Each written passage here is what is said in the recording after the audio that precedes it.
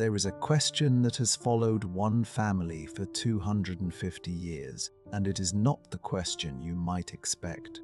It is not whether they were good or whether they were wicked, not whether they were victims or oppressors, not whether the stories told about them are true or false or something stranger and more complicated than either. The question is simpler than that and more difficult. The question is, how did it happen at all? How does a boy born in a locked street in Frankfurt in the middle of the 18th century, in a quarter where the gates were shut at nightfall and Jews were forbidden to own land or enter most professions or move freely through the city that pressed close around them? How does that boy become the banker to kings, the creditor of empires, the man whose name would still be spoken in whispers 3 centuries after his birth, still attached to theories and fears and projections and myths that no other wealthy family in the history of the modern world has ever accumulated quite so densely around itself? We do not fully know. That is the honest answer, and it is, I think, the interesting one. What we do know is that something remarkable happened in that locked street, and that the consequences of it are still unfolding, still disputed, still alive in ways that most historical stories simply are not. Tonight we are going to walk through that story together, all of it, the documented and the rumored, the extraordinary and the mundane, the genuine mystery and the deliberate fabrication, and we are going to hold it all in the same quiet light and see what it looks like. The house where Mayer Amschel Rothschild was born was marked with a red shield. Rothschild, in the German of that time and place, means red shield. The family took its name from its address, a house, a sign above a door, and from that sign, somehow, one of the most consequential financial dynasties in the history of the world. It is a strange thing to sit with, the distance between that sign and everything that followed it. The distance between a cramped house and a gated lane and the counting houses of London and Paris and Vienna. The distance between a father who traded in old coins and sons who would lend money to emperors. That distance is not merely geographical or financial. It is the distance between a world in which a Jewish family in Frankfurt had almost no rights and no recourse, and no protection from the moods and the prejudices of the society that enclosed them, and a world in which that same family had become so woven into the financial fabric of Europe that governments could not go to war without their agreement and could not make peace without their assistance. See how that distance was crossed, and at what cost, and what it left behind, is what we are here to explore tonight, as gently and as honestly as the story allows. But before our journey begins, please take a moment to like the video and subscribe. It is a simple and wonderful way to support the channel, and it means a great deal to me. I am also always curious to know where in the world and at what time you are joining me tonight. So make yourself comfortable wherever you are and let the night settle around you. We are going back a long way, to a city that no longer quite exists as it was, to a street that was both a prison and a beginning. Frankfurt is an old city, old in the way that the cities of Central Europe are old, which is to say that it carries its history in layers, each era pressed down on top of the last, so that if you walk its streets and pay a certain kind of attention, you can feel the weight of all the centuries that preceded the one you are standing in. In the middle of the 18th century, Frankfurt was one of the most important commercial cities in the German-speaking world, a place where merchants came from across the continent to trade, where the Holy Roman Emperor was still crowned in the Cathedral of St. Bartholomew, where the River Main moved its slow brown traffic of barges and the great annual fairs drew buyers and sellers from Place. So distant they seemed almost mythological to the people who lived there all year round. It was a prosperous city, a connected city, a city that understood itself to be at the center of things, and in many ways it was right to understand itself that way. And yet within that prosperous, connected city, there was a street that functioned by entirely different rules. It ran roughly parallel to the river, perhaps a quarter of a mile long and not very wide, pressed in on both sides by houses that had been built close together, and then built closer still as the population within them grew, generation by generation, without anywhere to expand. The street was called the Judengasse, which means simply the Jews' Lane, and it was the only place in Frankfurt where Jewish families were permitted to live. They had been confined there since the middle of the 16th century, when the city's authorities had decided that the Jewish community needed to be physically separated from the Christian one, and the Judengasse was the result of that decision. A single lane behind a wall with gates at each end that were locked every night at dusk and on Sundays and on Christian holidays, and whenever the authorities decided that the gates should be locked, which was often enough that the people inside them had learned not to plan too far ahead. To live in the Judengasse in the mid-18th century was to live in a condition of legal constriction so thorough that it is difficult now to fully imagine it. The families who lived there could not own land outside the lane. They could not enter most of Frankfurt's professions. They were taxed in ways that their Christian neighbors were not, subject to fees and tolls and special levies that served no purpose except to extract money from people who had no recourse to refuse. They were forbidden to walk more than two abreast in the city's public spaces, forbidden to enter certain streets entirely, required to wear identifying marks in some periods, subject to expulsion at the whim of the city's patrician class if the political mood shifted in that direction, and the lane itself, the physical space they were confined to, was chronically overcrowded, its buildings so close that neighbors on opposite sides of the street could lean from their upper windows and pass things to one another. Its air thick in summer and damp in winter, its population in the thousands in a space designed for hundreds.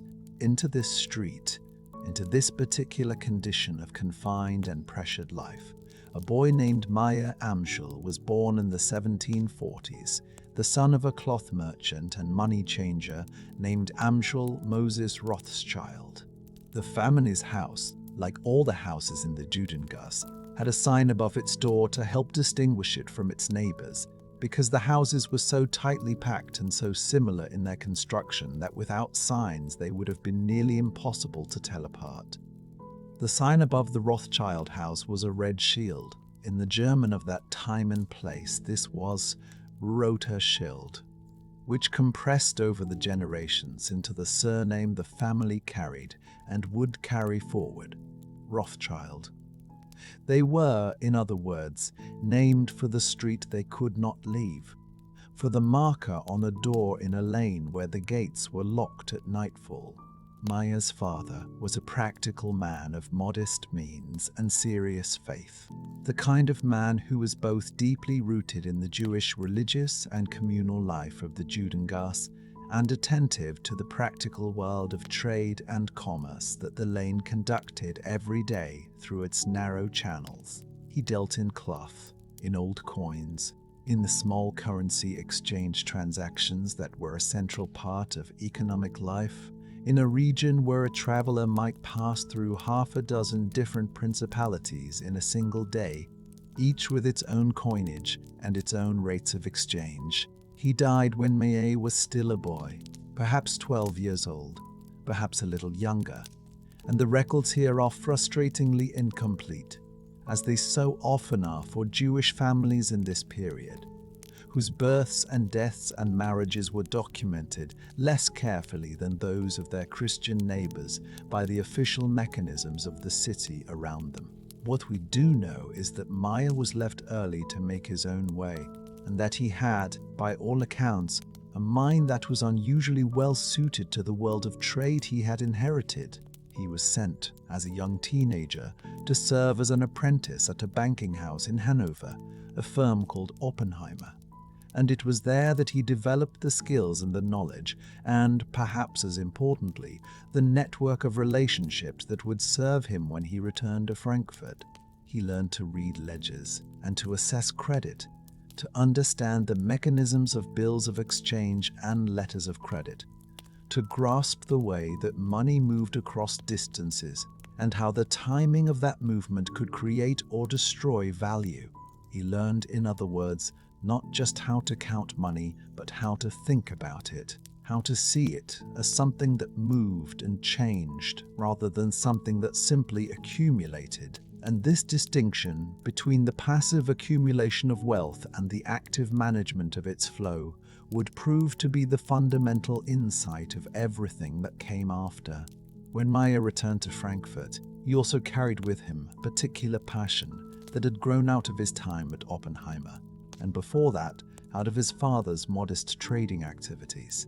A fascination with old coins, rare coins, coins from distant empires or vanished kingdoms, coins whose value lay not in the metal they were made of, but in their age and their scarcity and the stories attached to them. These were objects that Mayer understood with an almost physical intimacy, and his knowledge of them was deep and genuine, and not merely commercial.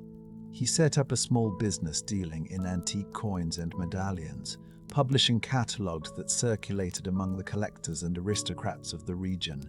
And it was through this business, through the patient cultivation of a clientele that appreciated the intersection of history and rarity and beauty, that he began to move his world. There was, in those years, a prince whose seat was at Hanau, not far from Frankfurt, and who was known throughout the region as an avid collector of rare and beautiful things. His name was Wilhelm, and he was the son of the Landgrave of Hesse-Kassel, which meant that he belonged to one of the minor but genuine ruling houses of the German-speaking world, the kind of prince who had real power within his own territory, who commanded real revenues from his lands, and who had real ambitions that often outran those revenues.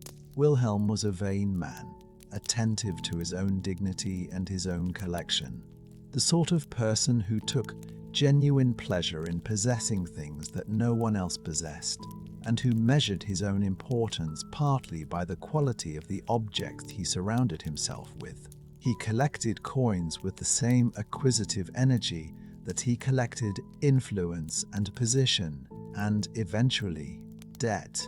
And Mayer Rothschild, with his catalogues and his knowledge and his willingness to spend patient hours discussing the provenance of a Roman medallion or the significance of a Crusader coin, was exactly the kind of supplier that a prince like Wilhelm required.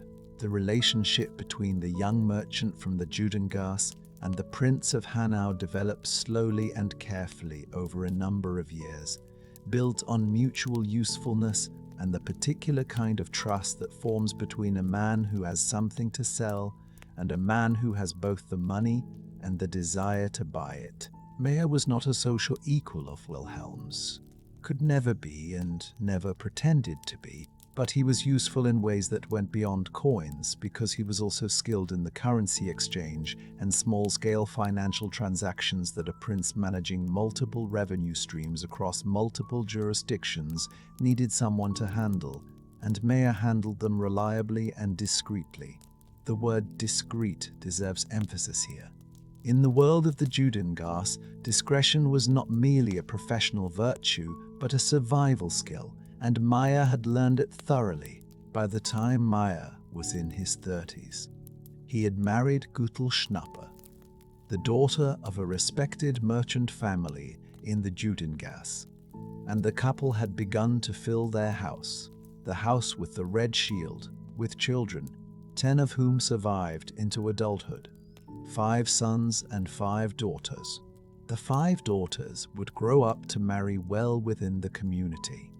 to maintain the web of relationships that held the Judengast together across families and generations.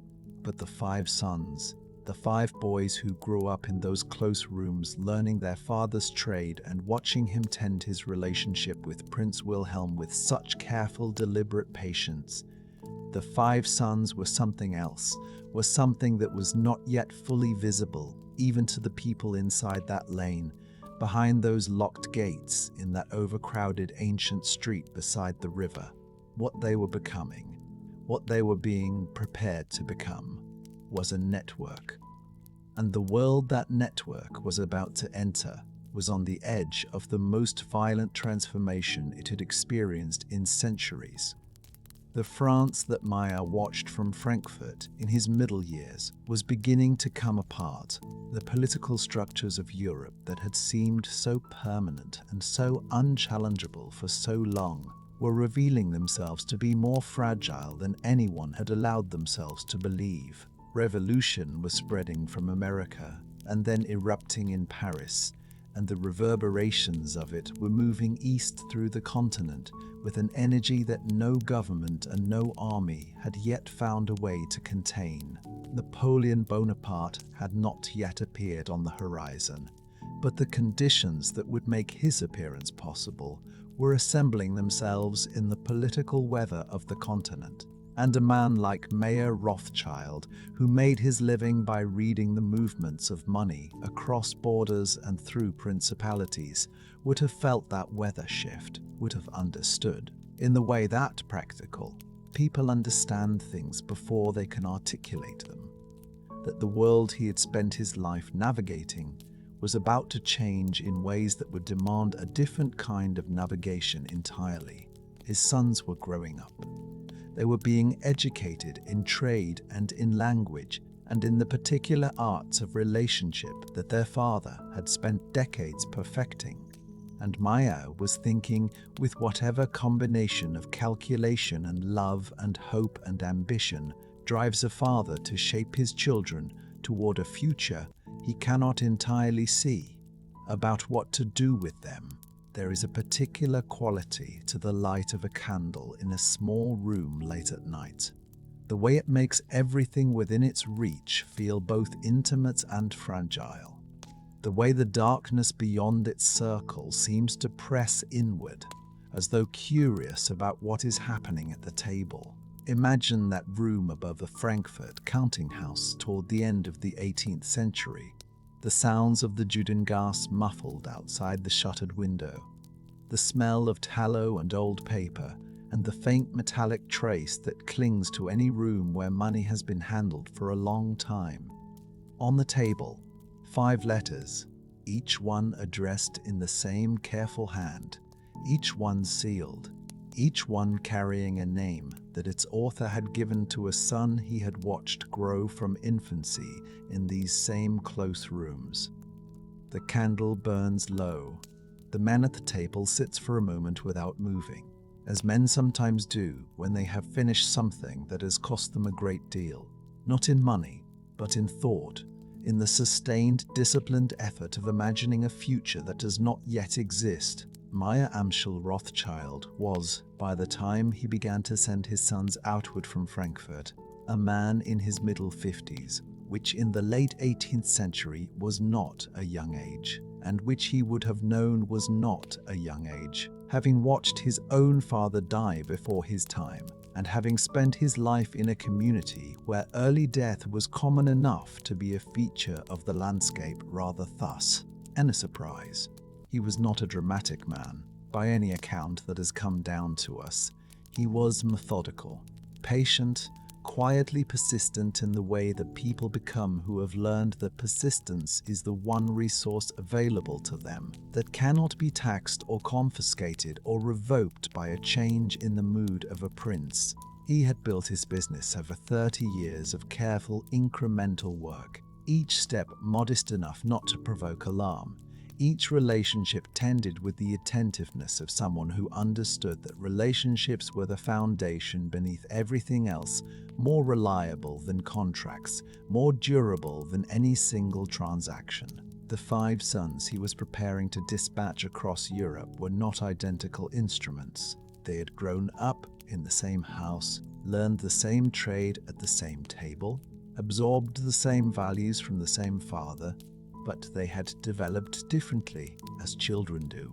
And Mayer's deployment of them reflected an understanding of those differences that suggests he had been watching them for years with precisely this purpose in mind. Amschel, the eldest, would stay in Frankfurt to maintain the home base, which required a particular combination of solidity and diplomacy, because Frankfurt was the center of the network and the relationship with the Hessian court that was its primary foundation. Salomon, the second son, was sent to Vienna, the capital of the Habsburg Empire, and therefore of the most powerful political entity in the German-speaking world, a city where financial connections at the right level could open doors that no other key could reach. Karl, the fourth son, would eventually make his way south to Naples, into the complex and volatile politics of the Italian peninsula, where the aftermath of the Napoleonic Wars was creating financial needs that a well-placed banking house could address. But it was the third son and the fifth who would prove, in retrospect, to have been placed at the 2 most consequential coordinates on the map. Nathan, the third son, was sent to England, initially to Manchester, where the textile trade was beginning its transformation into something that would eventually become the Industrial Revolution, and then to London, where the financial instruments of the modern world were being invented and refined with a speed and complexity that no other city on earth could match. Nathan was the most aggressive and the most instinctively commercial of the 5 brothers, a man who thought in numbers the way other people think in words, who could assess a transaction in the time it took most people to understand its terms, and who had a tolerance for risk that would have alarmed his father if Mayer had fully understood it. And James, the youngest, was sent to Paris, which by the early years of the 19th century had become, despite everything the revolution had done to it, or perhaps because of it, the financial and cultural capital of the continental world. What Mayer had created by placing his sons in these 5 cities was something that had no precise precedent in the history of European finance.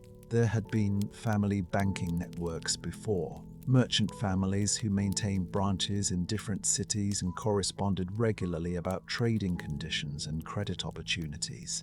But the Rothschild network was different in several respects that became apparent only gradually as the brothers began to operate it. The first difference was the speed of communication. The brothers maintained a private courier service that operated independently of the postal systems of the various states through which it moved, which meant that information passed between Frankfurt and London and Paris and Vienna and Naples faster than any government could track, and faster than most competitors could imagine. They used their own codes, their own letters, their own carriers, and the result was an intelligence network that in its early years was genuinely faster than the information infrastructure of the states around it. The second difference was the depth of trust.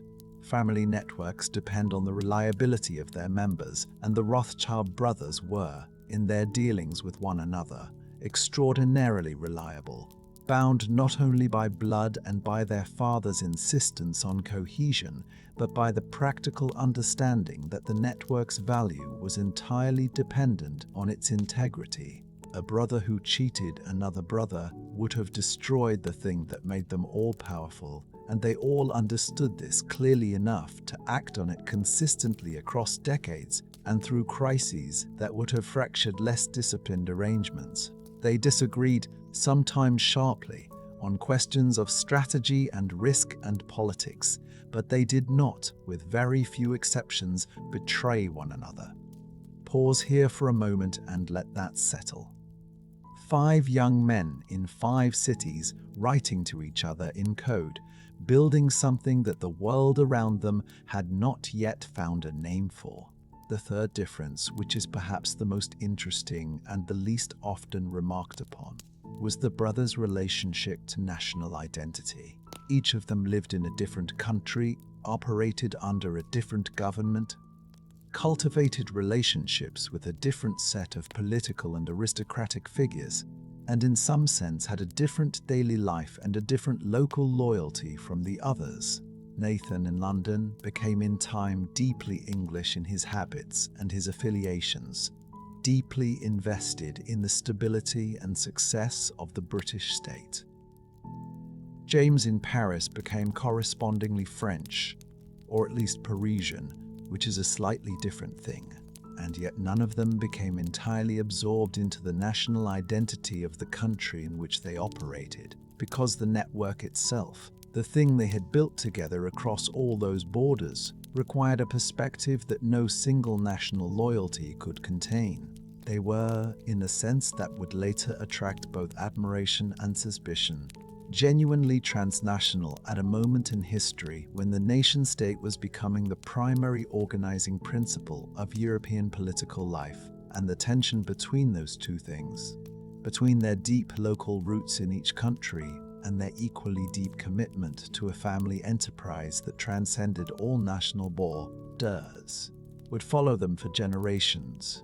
This was not, to be clear, a cynically managed neutrality. The brothers had genuine loyalties to the countries they lived in, genuine friendships with the ministers and aristocrats they worked with, genuine stakes in the stability and prosperity of the states whose debt they held. Nathan's investment in British government securities was, in the most literal possible sense, an investment in Britain's future, and his interest in British victory at Waterloo was not only professional, but the family's position as creditors to multiple governments simultaneously meant that they were, structurally, in a different relationship to the concept of national interest than any purely domestic institution could be. And this structural difference was real and consequential, and would become, as the 19th century deepened into the age of mass politics and mass nationalism, increasingly difficult for the world around them to accommodate comfortably. The world into which the brothers launched themselves was one in violent motion. The Napoleonic Wars were reshaping Europe at a pace that made every previous assumption about political geography provisional. States that had existed for centuries were being abolished, combined, redivided, handed from one master to another by the force of armies moving faster than the diplomatic correspondence that attempted to track them. In this environment, the ability to move money across borders quickly and reliably was not merely a commercial advantage, it was something closer to a superpower, because governments at war need money the way armies need ammunition, and the government that can access money faster than its enemy has, in that single respect, a decisive advantage over a comparable force. The Rothschild brothers understood this with a clarity that came from watching their father manage the finances of a Hessian prince who had himself profited, in the most literal possible way, from lending soldiers to the British during the American War. They understood that war was, among other things, a financial event, and that the financial dimensions of a war were often as important as the military ones, and that a family positioned at the intersection of multiple national financial systems was positioned, whether it sought this position or not, at the intersection of multiple national fates. The courier system they maintained was, in practical terms, a kind of private intelligence service. The letters that moved along its routes contained not only financial instructions, but political information, assessments of the stability of various governments, reports on the movements of armies, observations about the moods of courts, the health of princes, the likely outcomes of negotiations that were officially still in progress. This information had value not only for the brothers' own decision-making, but as a form of currency in their relationships with the governments they served. Because a minister who wanted to know what was happening in a city 300 miles away, more quickly than the official dispatches could tell him, might find that the best source available to him was a banker whose couriers had passed through that city the previous day. The brothers were careful, always, about how they used this information and how they shared it. But the possession of it, the simple fact that they knew things before most of the people around them knew them, was a form of power that did not require any action to be effective. It was enough that people understood they possessed it. The practical consequences of this informational advantage accumulated over years into something that is genuinely difficult to overstate. When a government in Vienna needed to raise a loan to finance a military campaign, the question of whether the Rothschilds would underwrite it was not merely financial. It was a question about whether the campaign was viable at all, because the Rothschilds' willingness to lend was itself a signal to other lenders and other markets, a certification of creditworthiness that no official statement could quite replicate. A government that the Rothschilds declined to finance was a government that had, in effect, been assessed as a poor risk by the most sophisticated private intelligence service in Europe. The brothers understood this leverage and used it, not always or only for financial ends, but sometimes also for political ones, including, as we will see, the protection of Jewish communities who had no other advocates with anything like equivalent standing. There was also a dimension to the network that is easy to overlook because it is so ordinary, and yet it was in some ways as important as any of the more dramatic elements. The sheer regularity of the brothers' correspondence. They wrote to each other constantly, several times a week, sometimes daily, across the decades of their shared enterprise, and the cumulative effect of that correspondence was an institution with a continuous memory, a shared awareness of its own history that no single individual needed to carry alone. When a government approached one brother with a proposal, the other brothers would know about it within days. When a market moved in London, the brothers in Paris and Vienna and Frankfurt would know the cause before local rumor could distort it. The family's advantage was not only informational but organizational, and the organization was built on the simple, disciplined habit of writing things down and sending them promptly and reading what was received with care. Wilhelm of Hesse-Kassel, the prince whose patronage had given Mayer his original foothold, plays one more significant role in the early history of the network, and it is a role that illustrates with some precision what the Rothschild operation had become by the time Napoleon was at the height of his power. When French forces moved through the German states, and Wilhelm found himself in a position of considerable political danger, he entrusted Mayer with the management of a substantial portion of his fortune, money that needed to be hidden, invested, and eventually recovered without attracting the attention of the French authorities. The records of exactly how this was handled are frustratingly incomplete, and historians have debated the details for generations.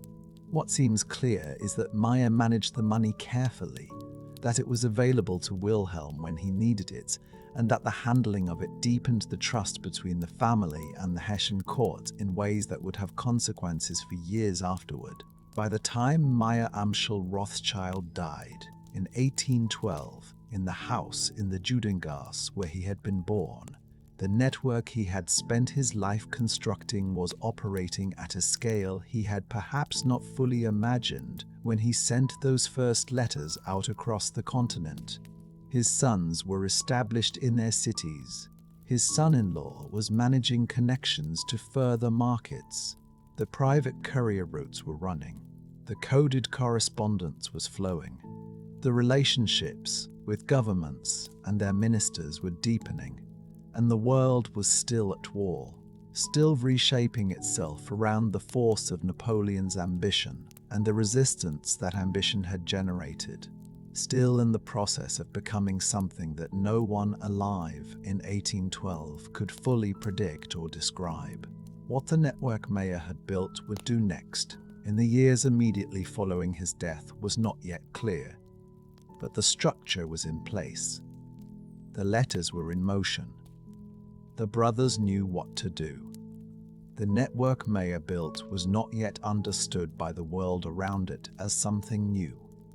It looked like family correspondence, like trade, like the ordinary motion of commerce. What it actually was would only become visible later, when it moved faster than armies. The five brothers would not all see their father again before he died in 1812, and some historians have wondered whether Mayer knew, in those final years, exactly what he had set in motion, whether he understood the scale of the thing he had built with such patience and such care across so many quiet decades. We do not know exactly what he knew, but we do know what the network did in the years immediately after his death, and it is, by any measure, extraordinary. Let us follow it now to London, and to the single event that would define the Rothschild name for every generation that came after. The floor of the London Stock Exchange in the early 19th century was a place of considerable theatre. Men came there not only to trade but to watch, to read the room, to gather from the posture and the expression and the apparent mood of the other men around them whatever intelligence they could about the state of the world's financial weather. Information was the primary commodity, more valuable than the stocks and bonds and government securities that were nominally the subject of all the activity, because the man who knew something before the men around him knew it could act on that knowledge in ways that turned certainty into profit and uncertainty into someone else's loss. In this environment, the ability to read another trader was a skill as important as numeracy, and the ability to conceal your own state of knowledge behind an unreadable face was a form of competitive advantage that the best operators cultivated with as much care as they gave to their actual investment decisions. Nathan Rothschild was, by the summer of 1815, one of the best-known figures on that floor. He was a heavy-set man, not physically imposing in any conventional sense, but possessed of a stillness and a density of presence that people noticed and remembered. He had a customary pillar near the entrance where he habitually stood, and this pillar had become so associated with him that it was known among the traders of the exchange simply as the Rothschild pillar, which tells you something about the degree to which he had become in the 15 or so years since he had arrived in England as a young man from Frankfurt, a fixed and consequential feature of the financial landscape. He stood there on a morning in June 1815, his expression unreadable, his hands still in the particular way of a man who is performing composure rather than feeling it, or perhaps in the way of a man who has so thoroughly trained himself to composure that the performance and the feeling have become indistinguishable even to himself. What Nathan knew, or what the legend says he knew, was that Napoleon Bonaparte had been defeated the previous day at a small village in the Low Countries called Waterloo, and that the defeat was decisive and final, and that the long, exhausting, enormously expensive series of wars that had consumed Europe for more than 20 years was effectively over. The question of what he actually knew, and when he knew it, and what he did with that knowledge, has been argued over by historians and by the Rothschild family itself for 2 centuries, and the argument has never been fully resolved, which is part of why the story retains its power. The version of the story that spread most widely in the decades after Waterloo goes like this. Nathan had established, through the family's private courier network and through his own contacts in the Low Countries, a system of intelligence that could get information from the continent to London faster than any official channel available to the British government. On the evening of June 18th, 1815, his courier arrived in London with news of Napoleon's defeat, a full day before the official government dispatch reached London through its own channels. Nathan went to the exchange the following morning, and rather than immediately buying the government bonds, whose value would certainly rise when the news of victory became public, he began instead to sell, quietly at first and then in larger quantities, creating the impression among the other traders watching him that he knew something bad had happened, that Britain had perhaps lost the battle. Tharth, that the long war was going to continue or worse. Prices fell as other traders followed his lead, selling their own holdings to get out ahead of what they assumed must be disaster. And then, when prices had fallen far enough, Nathan's agents began quietly buying, accumulating enormous quantities of government securities at prices that reflected a British defeat that had not actually occurred.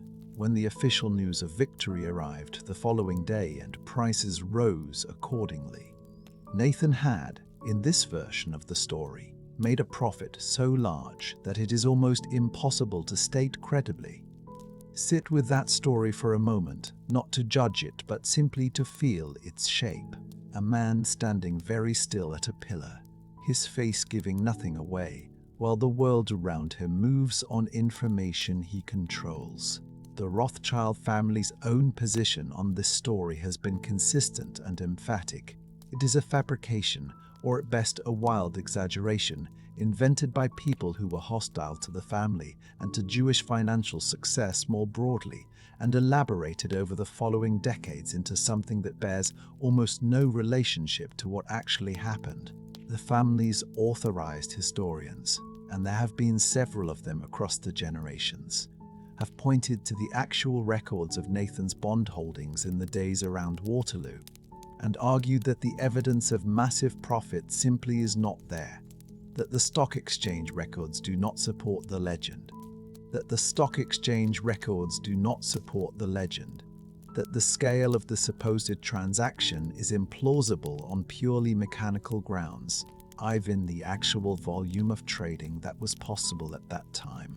The historical record, such as it is, sits somewhere between these two positions in a way that is frustrating if you want certainty, and interesting if you are willing to sit with ambiguity. What seems reasonably well established is that Nathan did have advance information about the outcome at Waterloo through the family's courier network, arriving ahead of the official government dispatch, and that this kind of advance intelligence was a regular feature of how the Rothschild operation functioned, not a unique event, but part of a system that the brothers had built precisely to give them this kind of advantage. What is much less clear is what Nathan did with that information on the floor of the exchange, whether the elaborate deception described in the legend actually occurred, whether the profits were anything like as large as the legend states, and whether the British government itself was a client of Nathan's during this period, in ways that complicate the simple picture of private speculation for per station, unal gain.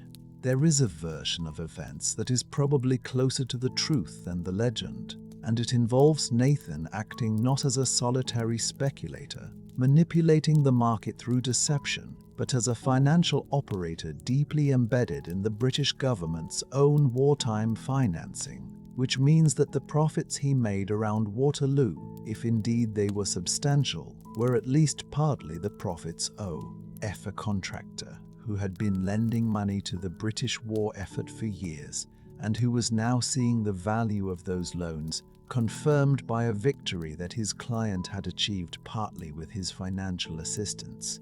This version is less dramatic and less satisfying as a narrative, which may be one reason it has never achieved the cultural traction of the legend. The legend itself, though, demands our attention as a historical object in its own right, because the story of Nathan at the pillar on the morning after Waterloo did not remain a private anecdote or a piece of financial history. It spread, it was translated and retranslated. It appeared in pamphlets and newspapers and eventually in books, each iteration elaborating the details a little further, adjusting the profits upward, making the deception more elaborate, the manipulation more total. by the middle of the 19th century, the story had become a kind of founding myth for a particular way of thinking about Jewish financial power, a narrative template that could be applied not only to the Rothschilds, but to the idea of Jewish banking more generally. And the lesson it encoded was not simply that Nathan had been clever or well-informed, but that the game was rigged, that behind the question, apparent chaos of markets and prices and national fortunes, there was a hidden hand that knew the outcome before it was announced and profited from the ignorance of everyone else. This is a significant transformation. The shift from a story about a specific man doing a specific thing to a story about a category of people doing something structural and systematic and secret. And it is worth asking how and why that transformation happened. Part of the answer lies in the timing. The Waterloo story was elaborated and circulated most actively in the decades after 1815, which were also the decades during which the Rothschild family was becoming, with remarkable speed, one of the most powerful financial forces in Europe, lending money to governments across the continent, financing the reconstruction of states that the Napoleonic Wars had left in financial ruin, acquiring throats and influence at a pace and on a scale that had no precedent in the experience of the societies observing it. In this context, the Waterloo legend served a psychological function. It provided an explanation, or the shape of an explanation, for something that seemed otherwise inexplicable. How could a family from a locked lane in Frankfurt have come to occupy this position in the world so quickly, so thoroughly, and apparently so effortlessly? The answer the legend offered was that it was not effortless at all, that it was the product of manipulation and deception and the ruthless exploitation of others' ignorance. And that answer, however false or distorted, was in some ways more comfortable than the alternative, which was that the family had simply been better at this than anyone else. Nathan Rothschild himself died in 1836 at a relatively young age from an infection, and his death prompted an outpouring of commentary across the European press that is itself instructive. He was described in some papers as the greatest financier of the age, a man who had changed the nature of sovereign debt and of financial markets permanently. He was described in others with a hostility that barely concealed its anti-Semitic premises. The range of responses to his death mirrors the range of responses to his life, and suggests that even within his own lifetime, the gap between the actual person and the symbol he had become was already considerable. His successor at the London house, his son Lionel, inherited not only the business but the legend, and would spend his own life navigating the consequences of both. There is a detail about Nathan's death that has always seemed to me quietly revealing. He died in Frankfurt, having returned there for medical consultation, which means he died in the city his father had never been permitted to leave freely, in the same neighborhood his grandfather had lived in under lock and gate. But as a man who had been received by governments, who had financed empires, who could move through the world as no member of his family had ever moved before. The Frankfurt he died in was not the Frankfurt his father had been born into. The gates of the Judengasse had been officially opened during Nathan's own lifetime. He had lived to see a thing that would have seemed impossible to the boy with the coin catalogues and the patient hope.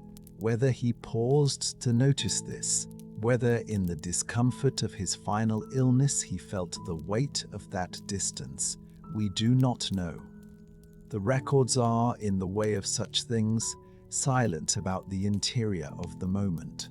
The Waterloo story tells us something important, not about Nathan, but about the world that needed to believe it, a world in which the idea of someone knowing first and profiting from that knowledge had become both a fear and a secret fascination. The legend of Waterloo did not fade with time. It deepened, accumulated detail, and attached itself to the family's name with a persistence that no correction or denial has ever fully loosened. And perhaps the most honest thing we can say about it is that its durability tells us more about the anxieties of the world that carried it than about the man it claimed to describe. Let us leave Nathan at his pillar for now.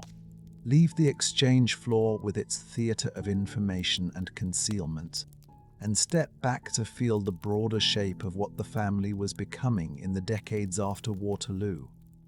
The long golden middle of the 19th century, when the Rothschild name was not yet primarily a subject of fear, but was something stranger and more complex.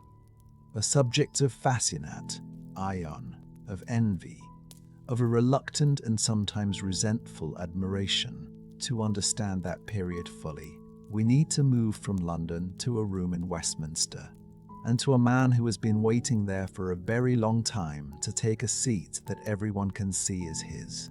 The House of Commons in London in the 1850s was a chamber that understood itself as the centre of the most powerful empire the world had yet produced. A room full of men who believed, with varying degrees of justification, that the decisions made within its walls shaped the fate of peoples across every continent and ocean. It was also a room that had a particular relationship with its own rules.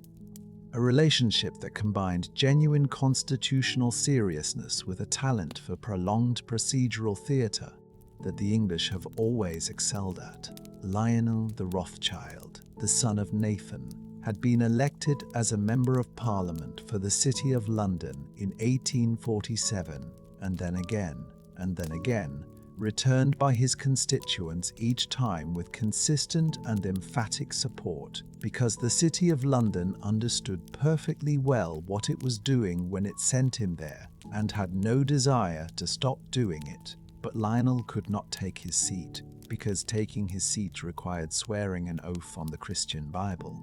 And Lionel de Rothschild, like his father and his grandfather before him, was Jewish. The scene that played out in the Commons over the 11 years between his first election and his eventual admission to the House is one of the more quietly extraordinary pieces of political theatre in Victorian England. Lionel would arrive at the chamber, take his place, and when called upon to take the oath, he would ask to swear it on the Hebrew Bible, and without the words on the true faith of a Christian, which was the phrase that made the standard oath specifically Christian in its character.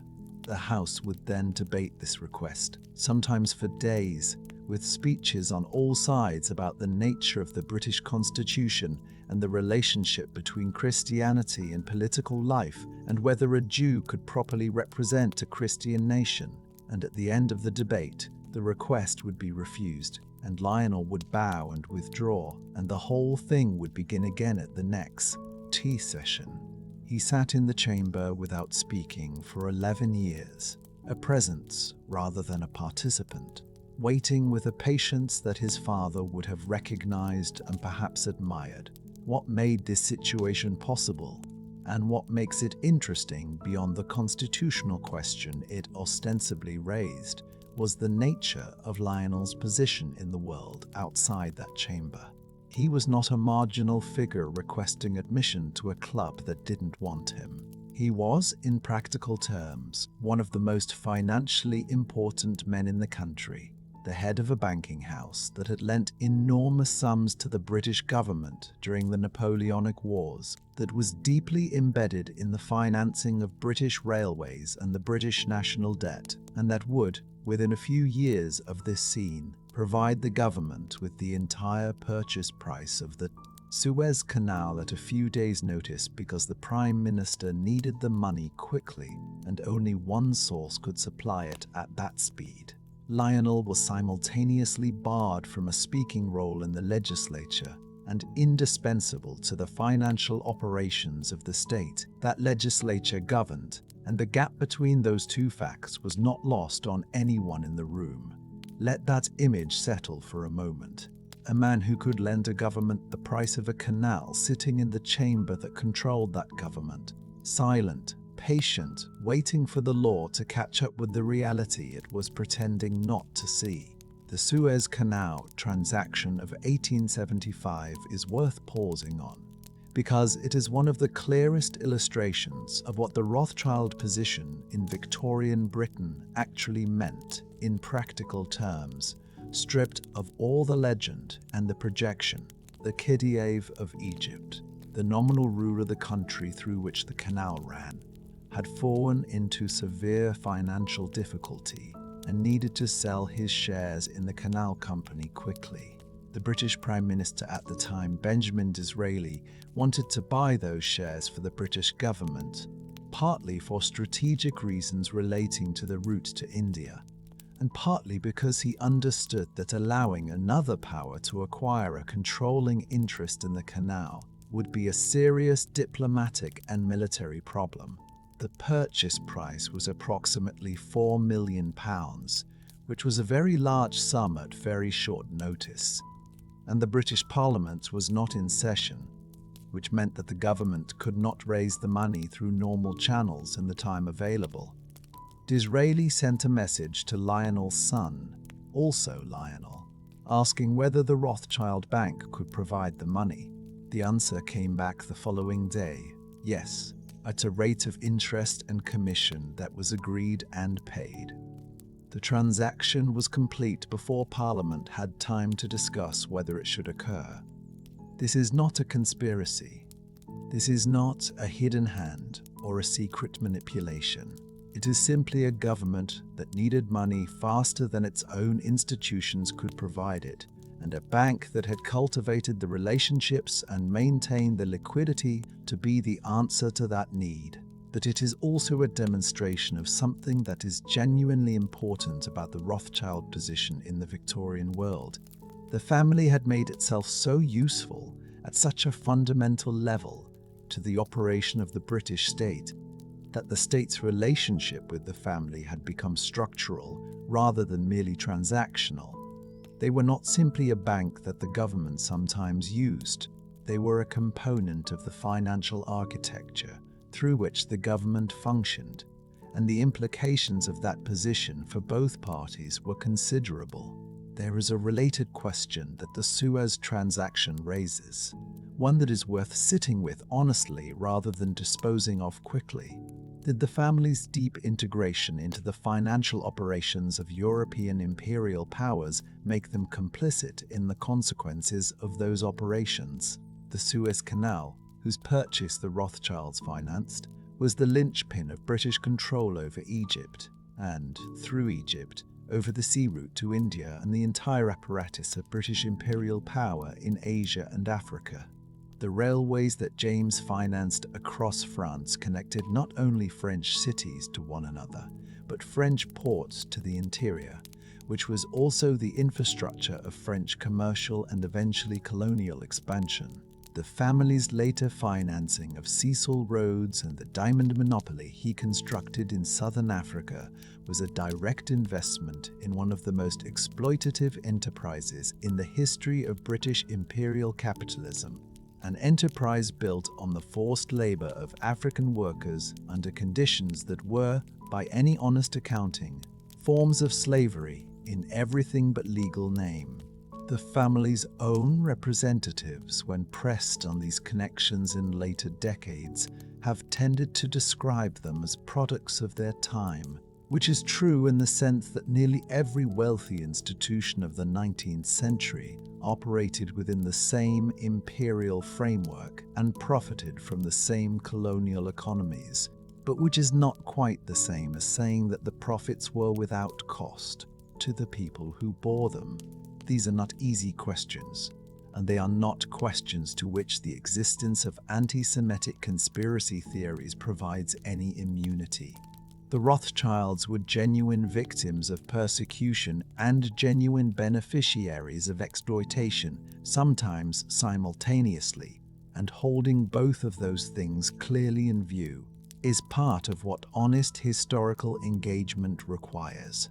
The same structural importance characterized the family's relationships with other European governments during this period, though the specific forms it took varied by country and by the particular needs of each state.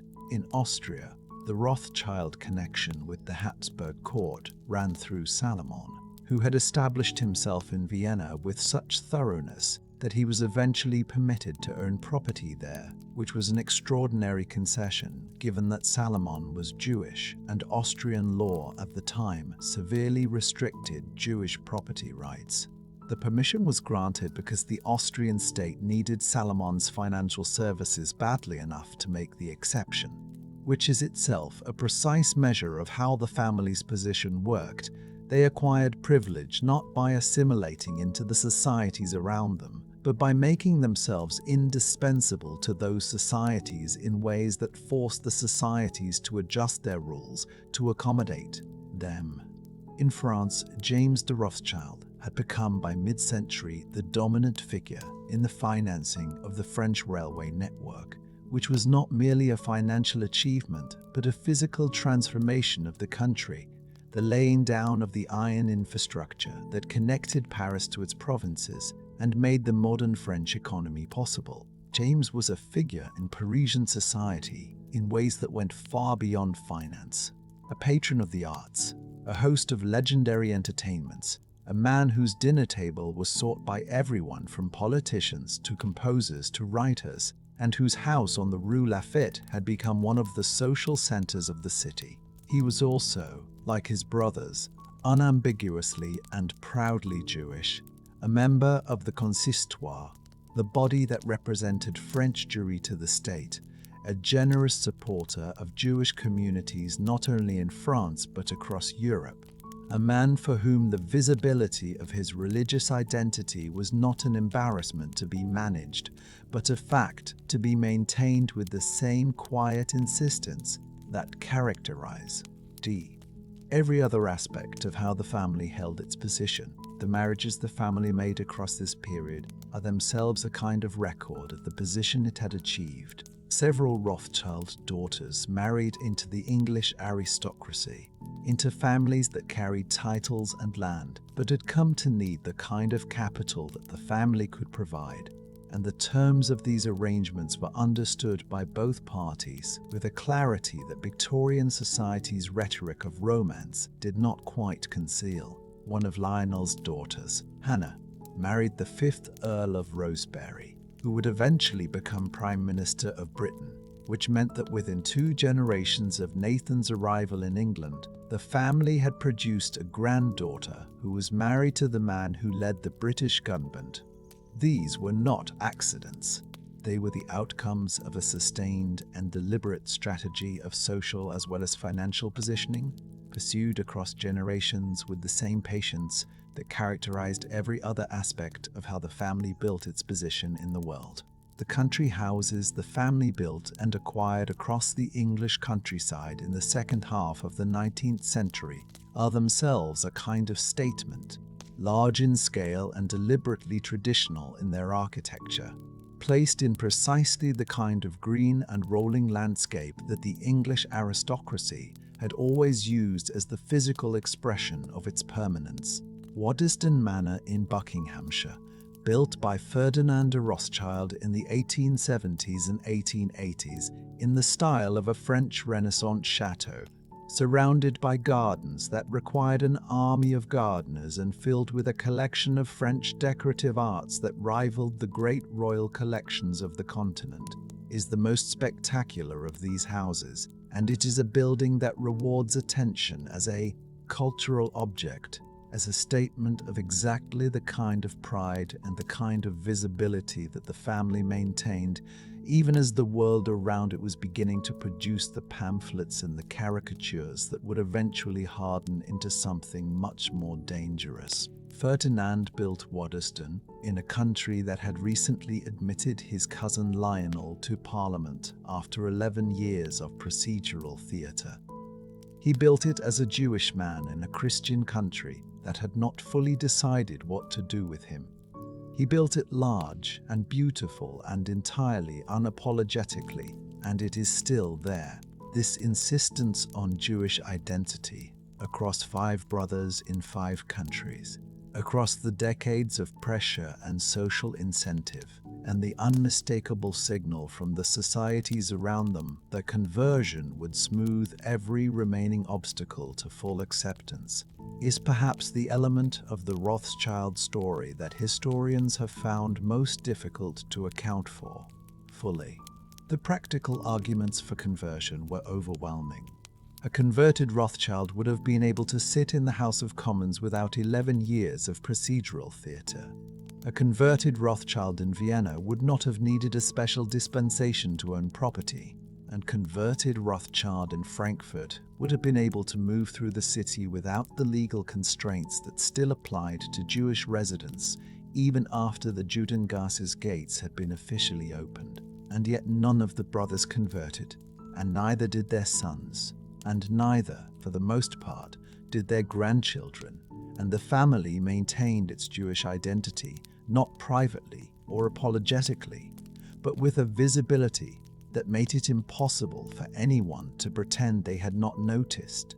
The reasons for this are not entirely clear, and we should be careful not to attribute more uniformity of motive to 5 different men in 5 different circumstances than the evidence supports. There was certainly a religious dimension, a genuine faith that persisted through the generations in ways that the family's own letters and accounts make visible. There was certainly a communal dimension, a sense of obligation to and solidarity with the broader Jewish communities of Europe, communities that the family's financial power allowed them to assist in tangible ways, as they did during the Damascus Affair of 1840, when Jewish communities in Syria were subject to false and dangerous accusations, and the Rothschilds used their connections with multiple European governments to apply diplomatic pressure for the community's protection. And there was perhaps also something that is harder to name but feels real when you read the family's own words across the generations, a pride in the continuity of identity. A sense that to convert would be to give the world around them a victory it had not earned and did not deserve. The family's refusal to convert, across generations of social pressure and in the face of enormous incentive, is perhaps the most quietly extraordinary thing about them. Not the money, not the network, but the insistence on remaining exactly what they had been born. The family's pride in its identity was not a passive thing, not merely a refusal to change, but an active insistence on being seen, on being counted, on being present in the world as exactly what they were. And there is something in that insistence that feels, across the distance of more than a century, like one of the most considered and deliberate choices the family ever made. But pride and visibility in the world of 19th century Europe carried costs as well as dignities, and the same qualities that made the Rothschilds remarkable to their admirers made them a target for something older and darker and far more dangerous than mere envy. To understand what was gathering around the family's name in the middle decades of the century, we need to step back from the drawing rooms and the counting houses and look instead at what was being printed, what was being drawn, what was being whispered and then said aloud and then published in the newspapers and pamphlets and illustrated journals that were reaching an increasingly literate European public with increasing speed. The world the family had helped to build was turning its new tools of mass communication toward them, and what it was producing was not always admiration. There is a cartoon, and the precise date of its publication is uncertain, which is itself a kind of detail worth noticing, because the uncertainty of its origin is part of what makes it representative rather than singular.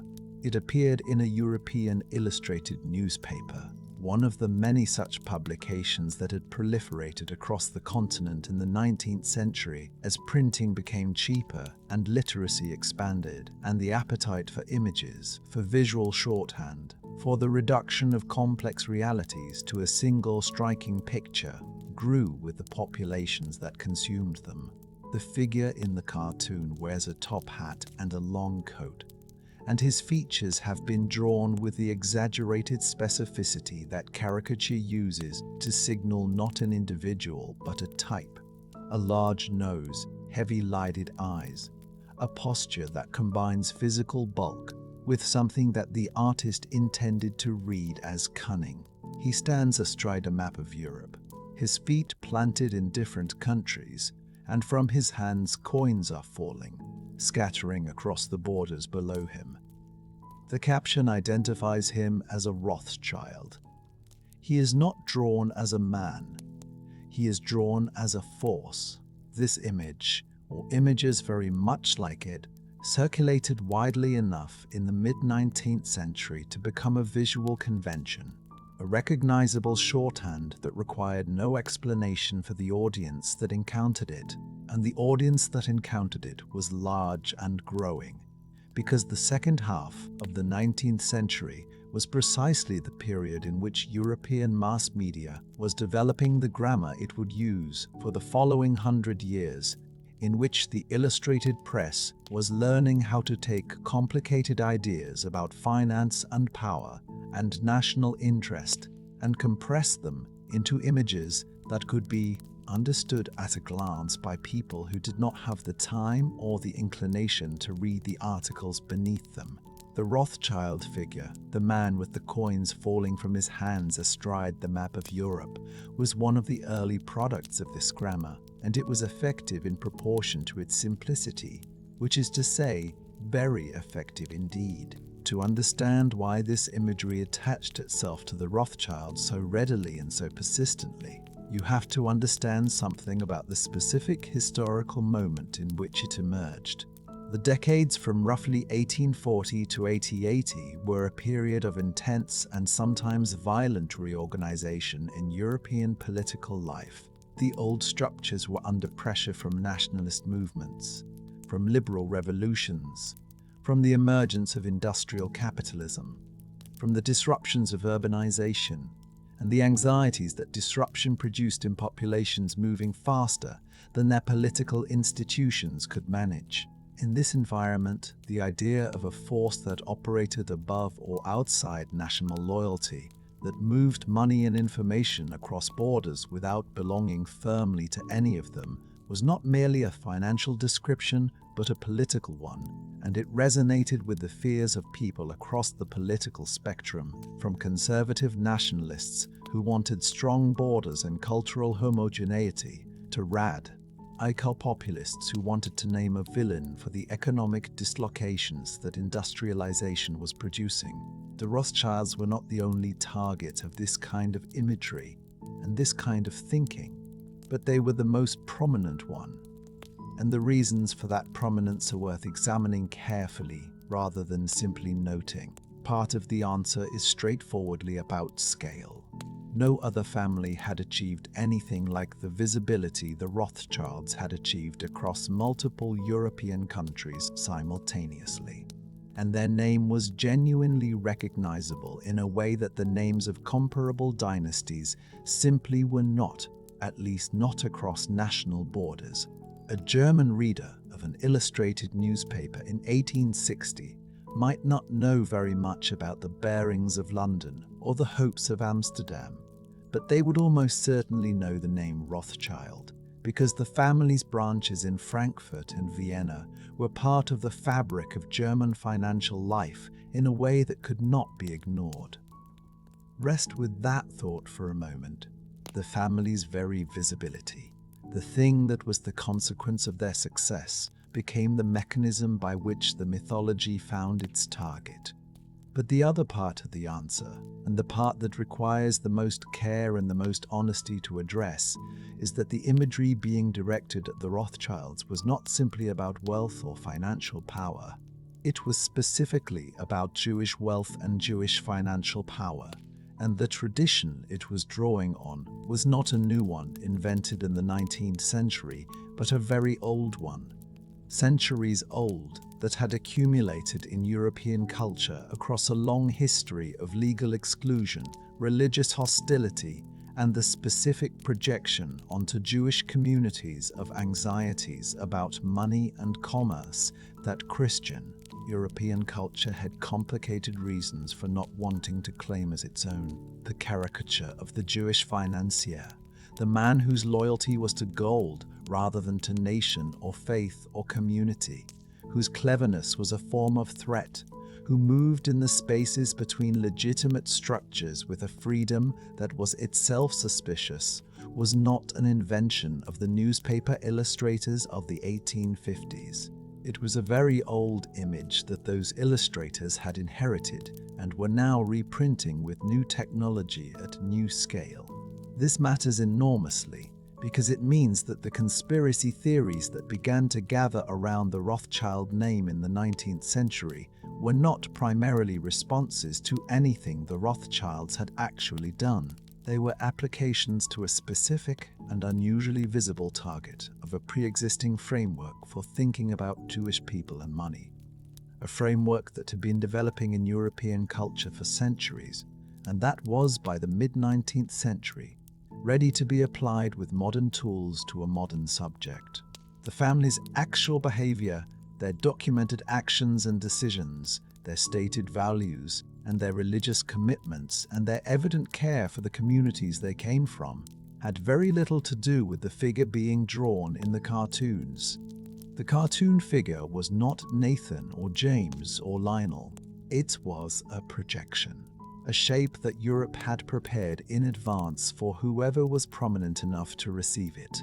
The period from roughly the 1870s onward was, in retrospect, a turning point in the history of European anti-Semitism, and the Rothschilds were central to it, not because of anything they did, but because of what they represented to the people who were developing the new political and intellectual frameworks within which anti-Semitism was being reclassified from a religious prejudice into a racial and economic doctrine. The word anti-Semitism itself was coined in Germany in 1879 by a journalist named Wilhelm Marr, who used it to describe what he argued was a scientific and sociological observation rather than a religious bias, the idea that Jews constituted a racially distinct group whose interests were permanently and fundamentally in conflict with the interests of the nations they inhabited. This framing was enormously consequential because it moved the discourse from the domain of theology, where conversion was always theoretically available as a resolution, into the domain of biology, where no conversion was possible and the only solution was exclusion or worse. In this new framework, the Rothschilds were not a family of Jewish bankers who had done remarkable things. They were a symbol of what Jewish power looked like when it was allowed to operate without restraint, and the fact that they were prominent and wealthy and connected was not evidence against the theory, but evidence for it. The specific pamphlets and books that circulated the new anti-Semitism in the 1870s and 1880s returned repeatedly to the Rothschilds as their central example, and the family's actual behavior, their philanthropy, their community support, their demonstrable investment in the stability of the nations they lived and worked in, was simply reinterpreted within the conspiratorial framework as evidence if the cunning with which they concealed their true motives. This interpretive flexibility, the ability to absorb any counter-evidence by reclassifying it as further proof, is one of the defining features of conspiracy thinking in any period, and the Rothschild mythology exhibited it with a thoroughness that should be sobering to anyone who believes that facts alone are sufficient to displace a firmly held belief. The Damascus Affair of 1840 is a useful case study in how the family's actual behavior and its mythologized image diverged sharply at exactly the same moment. In February of that year, a Franciscan friar and his servant disappeared in Damascus, which was then part of the Ottoman Empire, and the French consul in the city, acting with a speed and certainty that the evidence did not support, accused a local Jewish community of having committed ritual murder. The ancient and entirely false claim that Jews murdered Christians to use their blood in religio ceremonies. Several Jewish men were arrested, tortured, and in some cases killed under interrogation. The accusations spread, producing fear and violence in Jewish communities across the region. The Rothschild family's response was immediate and direct. James in Paris and Lionel's father Nathan's successor in London worked through their contacts with the British and French governments to apply diplomatic pressure on the Ottoman authorities and on the French consul responsible for the accusations. They funded a delegation that traveled to Alexandria to present evidence against the charges to Muhammad Ali, the effective ruler of the region. They coordinated with other prominent Jewish figures across Europe to mount a sustained and organized response to the crisis. The accused were eventually released, and while the false accusation was never fully retracted in the way that justice would have required, the intervention had saved lives and demonstrated something important about what the Rothschild network could do when it was directed toward a purpose that had nothing to do with financial profit. The bitter irony of this episode, and it is a very bitter irony indeed, is that the family's success in using its connections to protect the Damascus community was itself incorporated into the developing mythology as evidence of the very thing the mythology claimed to describe. The argument ran something like this. If the Rothschilds could pressure governments into acting on behalf of Jews in Damascus, then they must control those governments. And if they control those governments, then everything else the mythology claimed about hidden Jewish power must also be true. The family's actual virtue, their willingness to use their influence to protect vulnerable people from a false and murderous accusation, was converted by this logic into confirmation of a conspiracy, which is a form of interpretive closure so complete that it becomes impossible to escape. Every action becomes evidence, every intervention becomes proof, every denial becomes further confirmation of not what was never a hypothesis in the honest sense, but always already a conclusion. The cartoon was not the beginning and would not be the end. It was a moment in a long process by which a real family was slowly replaced in the public imagination by a projection, a symbol, a story that had almost nothing to do with the people it claimed to describe. The process by which a real family becomes a symbol is never instantaneous and never simple. And one of the things that makes the Rothschild story so instructive and so painful is that it allows us to watch that process unfold across decades in a way that is unusually well documented, unusually visible, unusually legible as a historical phenomenon rather than merely a personal one. The mythology that had been accumulating around the family's name since the middle of the 19th century was not static.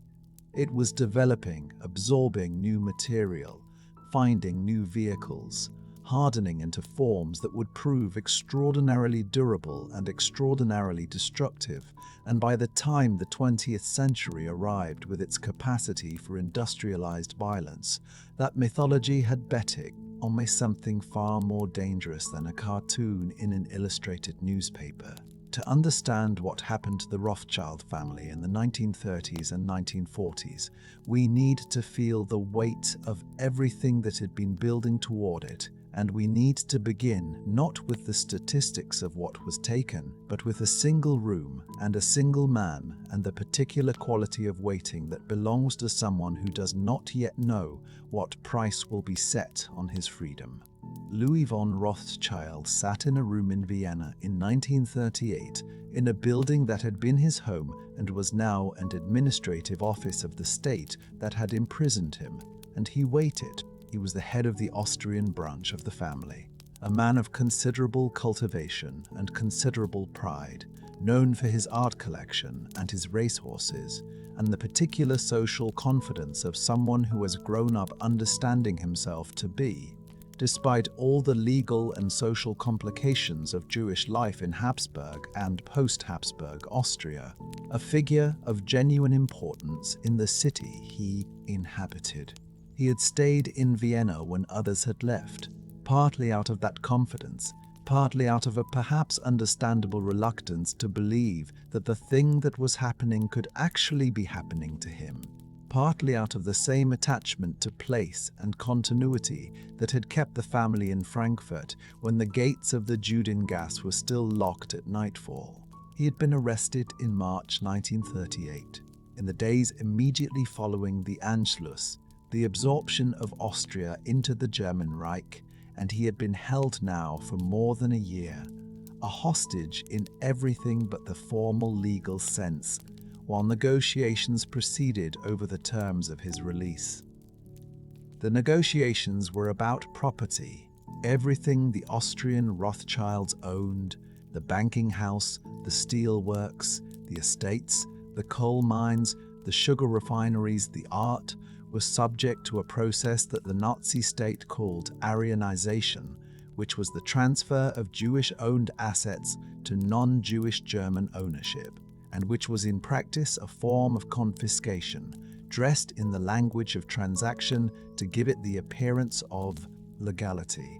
Louis's freedom was contingent on his agreement to sign over the family's holdings, which were among the most significant industrial and financial assets in Austria, to buyers chosen by the state at prices set by the state, which is to say at prices set by the state, which is to say at prices that bore no relationship to actual value and every relationship to the power differential between a man in a detention room and the government that he detention room and the government that he des had put him there. He signed. He had no meaningful choice, and in the summer of 1939, he was permitted to leave Austria, stripped of essentially everything, and he made his way first to Switzerland and then eventually to the United States, where he spent the remainder of his life. The scale of what was taken from the Rothschild family across Europe between 1933 and 1945 is genuinely difficult to comprehend, not because the numbers are unavailable, but because numbers are not really the right instrument for measuring it. In Austria alone, the family lost banking institutions, industrial enterprises, agricultural estates, and urban properties that together represented the accumulated acquisitions of more than a century of commercial activity. In France, the German occupation brought the process of Aryanization to James de Rothschild's descendants, with the family's Paris banking house closed, its property seized, its assets transferred. The great country estate at Verrières, one of the architectural showpieces of Second Empire France, a house built in the 1850s to a design by the architect of the Paris Opera, surrounded by a park of several thousand acres, was used as a hunting lodge by Hermann Göring during the occupation, its contents pillaged, its history rewritten by the casual violence of its new temporary inhabitant. And then there was the art. The Rothschild family had been collecting seriously since the first generation of the five brothers, and by the 20th century, the collections held across the various branches of the family represented one of the great private accumulations of European art and decorative objects that had ever been assembled. Not only in terms of monetary value, though the monetary value was extraordinary, but in terms of historical significance, quality, and sheer variety. There were Dutch and Flemish masters, French 18th century furniture of a quality that even the great royal collections struggled to match, medieval armor and weaponry, ancient coins and medals, tapestries, porcelain, drawings, books, objects of every kind that had been acquired across 4 or 5 generations by people who understood what they were looking at and had the means to act on. Understanding. Sit quietly with that image for a moment. Rooms full of beautiful things, accumulated over a century, and then the doors opening and everything moving outward.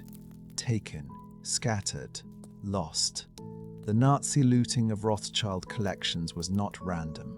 It was organized, systematic, overseen by specific units of the German state apparatus, whose function was precisely the identification and acquisition a valuable cultural property from Jewish owners, the Einsatzstab Rosenberg, the organization headed by the Nazi ideologue Alfred Rosenberg, was particularly active in France, cataloging and removing objects from Rothschild properties with a thoroughness that reflected the ideological importance placed on the operation. Hitler himself had specific designs on certain pieces, intending them for the planned Führer Museum in Linz, his projected monument to German cultural supremacy, and the Rothschild collections were among the most prominent targets for this purpose. The looting was, in other words, not merely an act of theft, but an act of symbolic appropriation, an attempt to transfer the cultural capital of the most visible Jewish financial dynasty in Europe into the permanent possession of the regime that was destroying European Jewry. The human dimension of this period is not separable from the material one, and it would be a failure of honesty to discuss what was taken without acknowledging what was lost in ways that cannot be counted or recovered. Several members of the extended Rothschild family who remained in occupied Europe did not survive the war. The family's employees, the people who had worked in their banking houses and on their estates and in their domestic service across France and Austria and the occupied territories, faced their own dangers and their own losses in circumstances that the family's displacement had made worse rather than better for many of them. The communities that the family had supported and protected and advocated for across the previous century, the Jewish communities of Western and Central Europe, were being destroyed with a thoroughness and a speed that made everything else, the banking houses and the art and the estates and the racing stables, seem exactly as peripheral as it actually was. The records of what was taken are in some cases extraordinarily detailed, because the Germans were meticulous administrators of their own crimes, and the inventories and shipping manifests and transfer documents they produced in the course of the looting have survived in archives across Europe and provide a precise accounting of the movement of objects that were removed from their owners without sea, consent, and in many cases without any intention of return.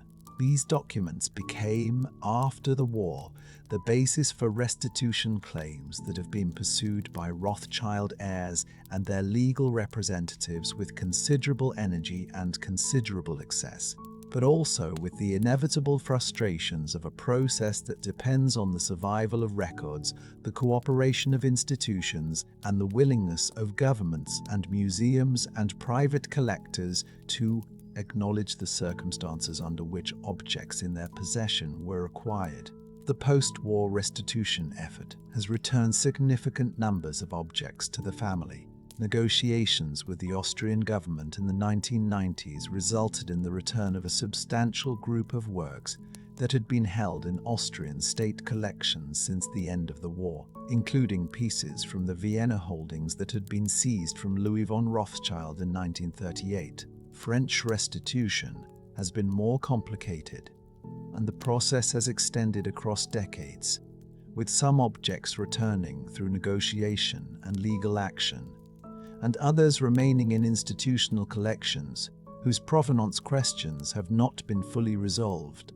And then there are the objects that have simply disappeared, that left the documented record at some point during or after the war and have not been traced since, that may be in private collections in any country or in storage facilities, or lost in ways that will never be explained, and whose absence is itself a form of ongoing injury that no legal settlement can fully address. Among the most significant individual items still missing or only recently recovered are pieces from collections that had been assembled across 3 or 4 generations, objects that carried within them not only monetary value, but the accumulated choices of people who had spent their lives acquiring things they loved, and whose dispersal during the war years scattered not only the objects their méliance, but the coherent vision they had embodied. A single painting may survive intact in a museum somewhere, its provenance finally researched and its history finally told, and still the collection it once belonged to exists only in archival photographs, its wholeness destroyed and irretrievable.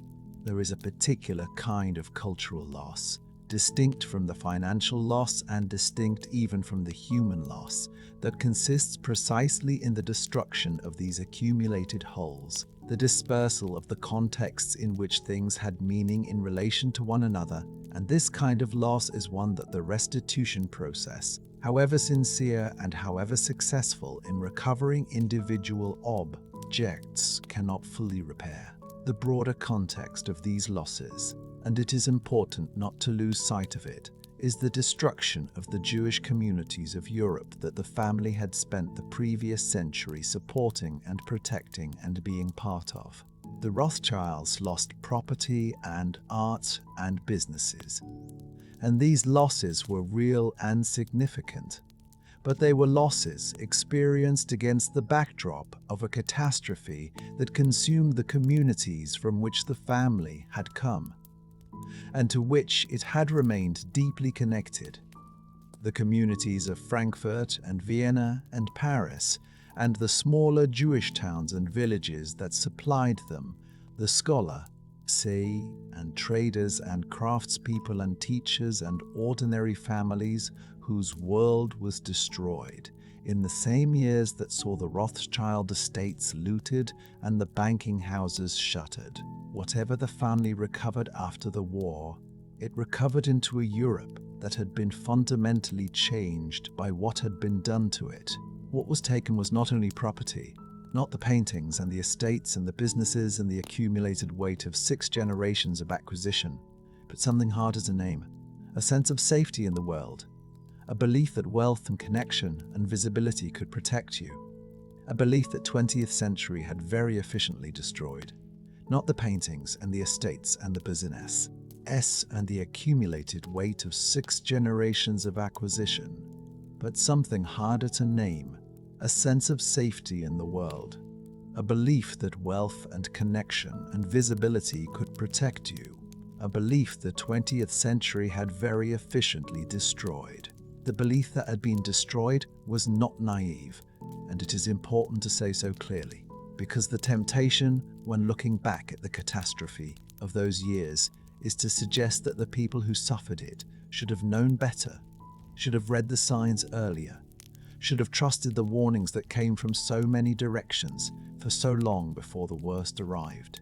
But the Rothschilds were not naive people. They were among the most sophisticated readers of political weather that Europe had produced, and the fact that they were caught, some of them, by what happened is not a reflection of foolishness, but a reflection of the genuine, unprecedented nature of what was being done, a thing so extreme that the imagination of even the most clear-eyed observer struggled to encompass it before it was fully undone.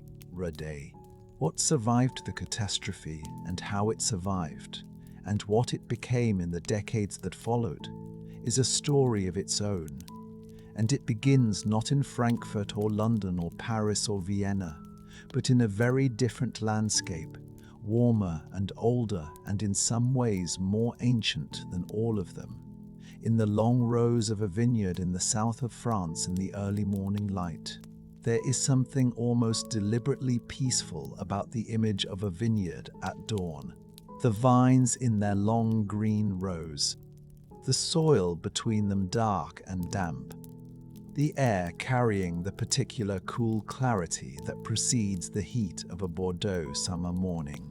The chateau at the end of the avenue of trees is quiet at this hour, its shutters still closed, its name on the gate at the entrance to the property, readable in the growing light, Rothschild, Chateau Mouton Rothschild, or Chateau de Fite Rothschild, the 2 great Bordeaux estates that the family has held since the 19th century, are among the most famous wine-producing properties in the world, their names on a bottle sufficient to command prices that place them beyond the reach of most of the people who are aware of their existence.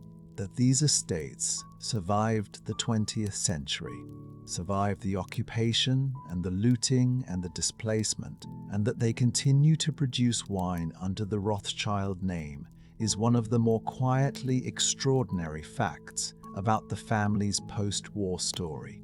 A piece of continuity in a life that had been brutally interrupted.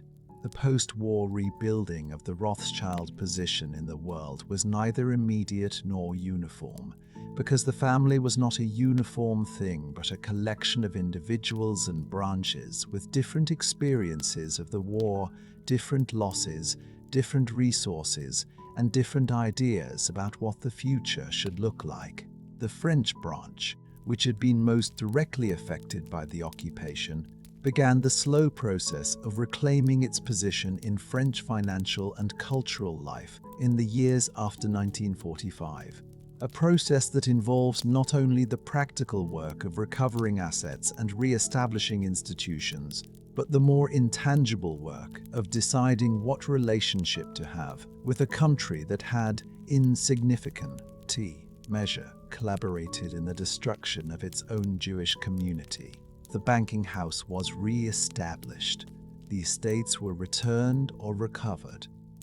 The family resumed, with whatever combination of resilience and deliberate choice and simple necessity drives people to continue doing what they know how to do, the work that had occupied them for generations. In Britain, the family's position had been less directly disrupted by the war, and the London house emerged from the conflict with its institutional structure more or less intact, though the world in which it operated had changed in ways that would take decades to fully understand. The post-war decades were a period of significant adjustment for all the great European private banking houses, as the financial landscape was transformed by decolonization, by the rise of American financial dominance, by the emergence of new international institutions and regulatory frameworks, and by the gradual democratization of investment that brought new participants and new pressures to markets that had previously been the province of a much smaller number of significant players. The Rothschild Bank navigated this transformation with the same combination of adaptability and institutional self-confidence that had characterized its operations since Nathan's time, finding new roles in merger and acquisition advisory work, in privatization transactions as European governments sold off state-owned industries through the 1980s, and in the management of the kind of complex cross-border transactions that required precisely the network of relationships the family had been building for 2 centuries. Hold that thread lightly for a moment. The network that Mayer built in letters and codes and courier routes had become, 2 centuries later, something you could not fold up and seal with wax. But it was recognizably the same thing. Relationships, carefully tended, across borders. Perhaps the most striking individual figure in the family's post-war story is Edmond de Rothschild, a member of the French branch who became, in the decades after the war, one of the primary financial backers of Jewish settlement and development in Palestine and then in Israel. Edmond's investment in the region was not new in the post-war period. An earlier Edmond de Rothschild, his grandfather, had been supporting Jewish agricultural settlements in Palestine since the 1880s, funding the establishment of early colonies and providing the financial and administrative infrastructure that allowed them to survive their difficult early years. And he had been known among the settlers with a mixture of gratitude and occasional frustration at his paternalistic management style as Haya Nadiv, the benefactor. The post-war Edmond continued and extended this involvement, providing capital for industrial development, for infrastructure, for the financial institutions that a new state required, and doing so with a commitment that went beyond the philanthropic into something more like the founding investment of a long-term enterprise. His role in the economic development of the early Israeli state earned him a title that the family carries with some pride, Father of Modern Israel, which is an extraordinary thing for any person to be called, and which reflects the genuine scale of the investment and the commitment he made over the course of his life. The modern Rothschild operation, what it actually consists of and what it actually does, is a question that is simultaneously more answerable and less satisfying to answer than the mythology around it suggests. The confirmed holdings are substantial but not mysterious. Rothschild and Company, the investment banking and advisory firm that is the direct institutional descendant of the counting houses the brothers established in the early 19th century, operates across multiple countries and employs several hundred professionals, advising on mergers and acquisitions and restructurings and financial transactions of various kinds. The family's wine estates in Bordeaux and elsewhere are among the most valuable agricultural properties in the world. Various family members hold significant investment portfolios through vehicles like RIT Capital Partners, the investment trust associated with the late Jacob Rothschild, which has been a consistent and respected presence in British financial markets for decades. The family's real estate holdings across Europe are considerable. None of this is secret, most of it is a matter of public record, as it is required to be, and the picture it presents is of a very wealthy and well-connected family operating across multiple sectors with the advantages that come from long-established relationships and institutional memory. What is harder to assess, and what the conspiracy theories claim to have already resolved in the most extreme possible direction, is the question of informal influence. The weight that attaches to a family name that has been present in European financial and political life for 2 centuries. The doors that open because of who you are rather than what you are formally entitled to.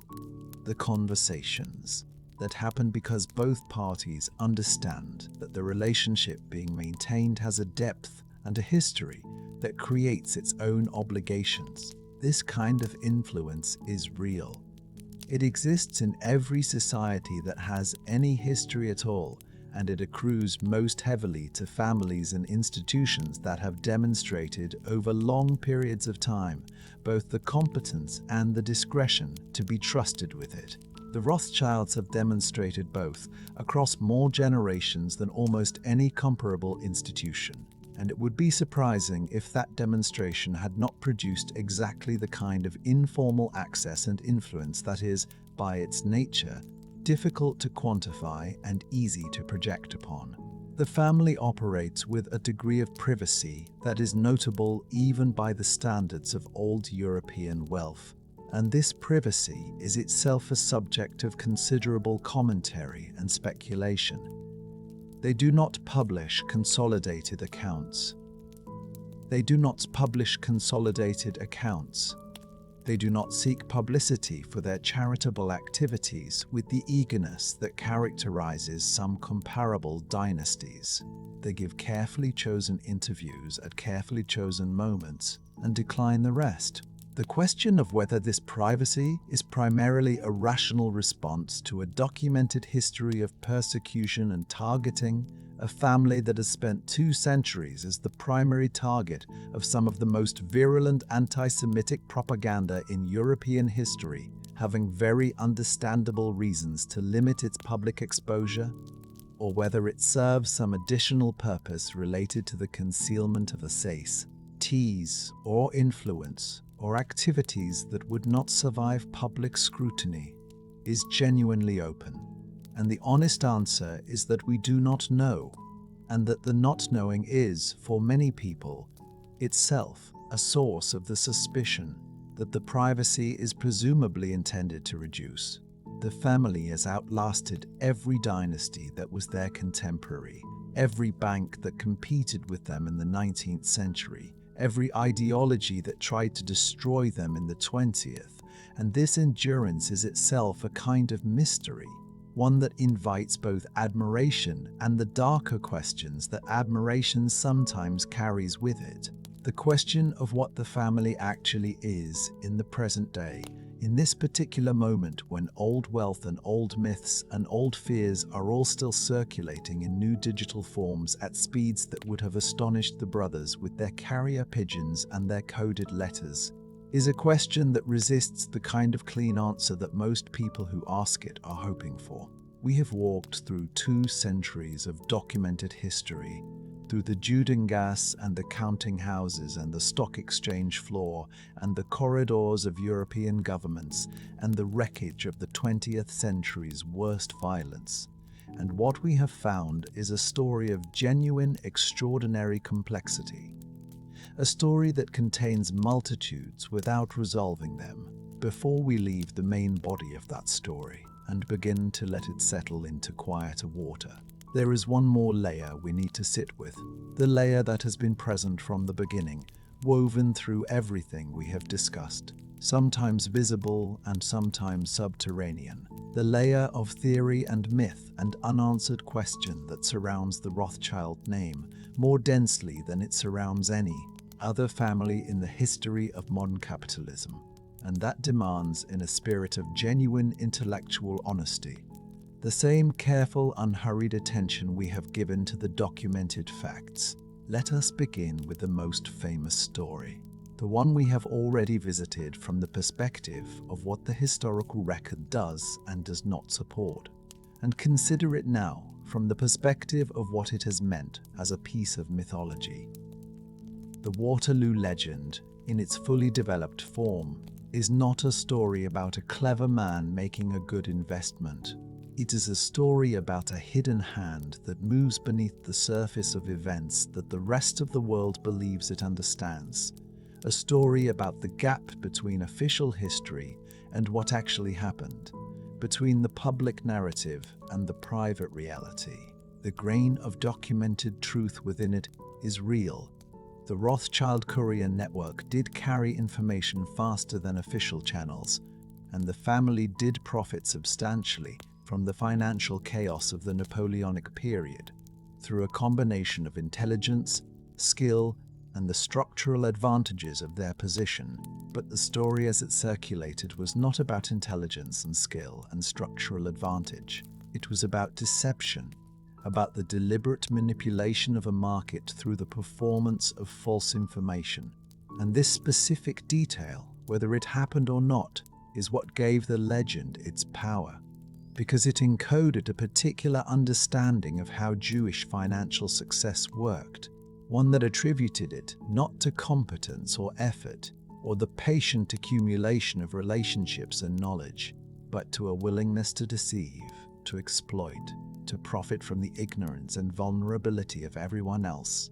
The story spread in the decades after Waterloo, 2 channels that tell us something important about its function.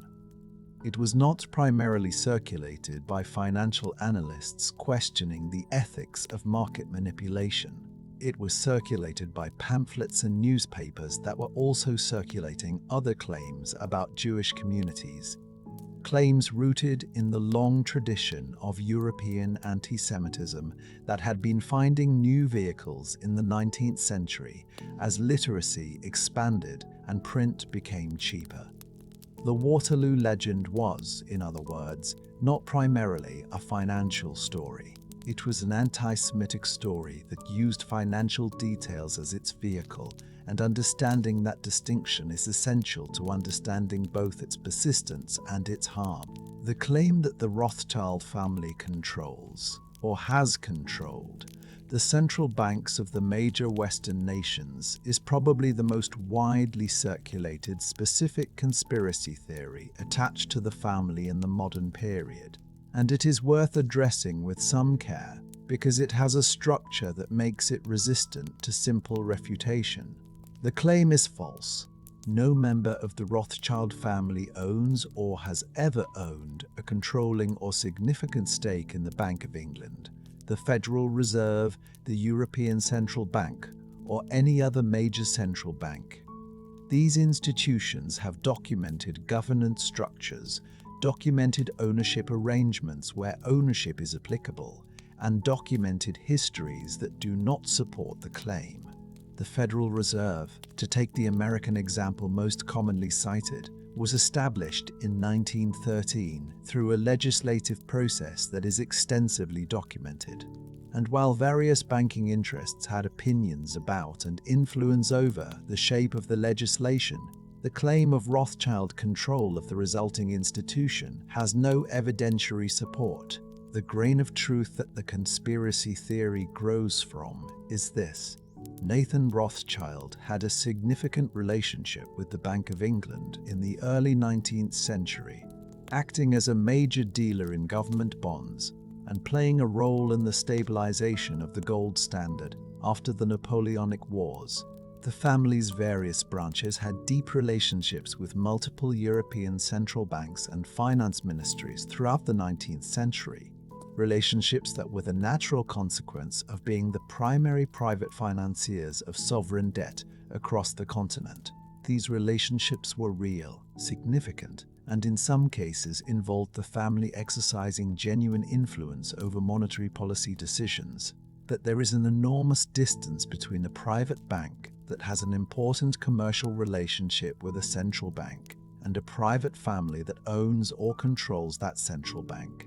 And the conspiracy theory collapses that distance in a way that serves its ideological purpose, precisely because it is impossible to disprove to someone who has already decided that the official record is part of the us. A deception.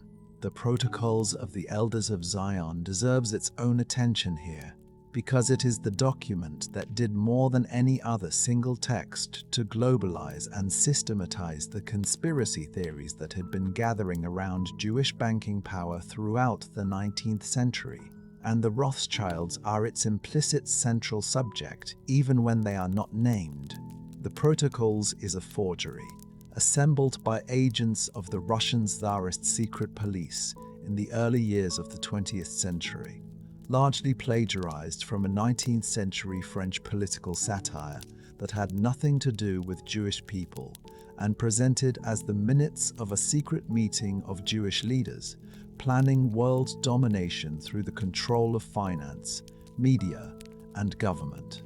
It was exposed as a fabrication by 1921, when a Times of London journalist demonstrated in detail the plagiarism at its core. It has continued to circulate, and to be published, and to be believed, across more than a century since its exposure, in editions and translations too numerous to count, in countries across every inhabited continent. The persistence of the Protocols, in the face of its documented exposure as a forgery, is itself one of the most important and disturbing facts about the modern history of anti-Semitism, and it requires honest acknowledgement rather than simple dismissal. The document persists not because people are foolish or uniquely susceptible to deception, but because it answers a psychological need that the truth does not answer in the same way: the need for a comprehensive explanation of an otherwise bewildering world, an explanation that locates the cause of suffering and injustice in a specific identifiable group with specific identifiable methods. The fact that the explanation is false does not diminish its psychological utility for people who have encountered it through channels that present it as truth. And the fact that it is both false and harmful makes the responsibility of anyone discussing it clearly, as we are doing now, all the more serious. The question that is perhaps more interesting than any specific conspiracy theory and more illuminating is the question of why this family specifically has accumulated these stories in the density and with the persistence that it has, when comparable dynasties have not. The Rockefellers built a fortune of comparable scale in the late 19th and early 20th centuries, accumulated comparable influence over American industry and politics, operated with comparable privacy, and have generated a fraction of the conspiracy literature that attaches to the Rothschilds. The same is true of the Carnegies, the Morgans, the Astors. All of them were rich, powerful, well-connected, and private. None of them became the subject of a mythology that has persisted for 2.5 centuries across dozens of countries and multiple languages. The difference, when you sit with it honestly, is not financial or structural. It is the same difference that has explained a very large portion of European history for a very long time. The Rothschilds were Jewish, and they were visibly Jewish, and they were visibly Jewish at the highest levels of European financial and political life at a historical moment when Jewish people were in the process of moving from formal legal exclusion toward formal legal exclusion toward formal legal exclusion toward formal legal equality, a transition that produced, in many parts of European society, an anxiety and a resistance that found expression in exactly the kind of mythology we have been discussing. The conspiracy theories attached to the Rothschilds are, at their root, anti-Semitic, not in the sense that everyone who has encountered and believed them is consciously anti-Semitic, but in the sense that they draw on, perpetuate and lend apparent credibility to a framework for thinking about Jewish people that is both false and dangerous, and that has, across the history we have been tracing, contributed to real violence and real suffering. There is one further claim that deserves direct attention, because it is more persistent and in some ways more seductive than the purely fantastical theories about central bank ownership and global orchestration. The claim that the Rothschilds financed both sides of major wars, deliberately prolonging conflicts in order to maximize their lending profits. This claim has a grain of documented reality at its center that makes it harder to dismiss than the more obviously absurd versions of the conspiracy theory, and it therefore requires more careful treatment. What is documented is this: different branches of the Rothschild family, operating in different countries with different political loyalties, did at various points during the 19th century have financial relationships with governments that were on opposing sides of conflicts or political disputes. James in Paris had relationships with the French government. Salomon in Vienna had relationships with the Austrian government. These governments were not always friends. This is a fact. What is not documented, and what the evidence does not support, is any coordinated family strategy to prolong wars for profit, any deliberate cultivation of conflict, or any communication between the brothers aimed at maximizing lending to enemies.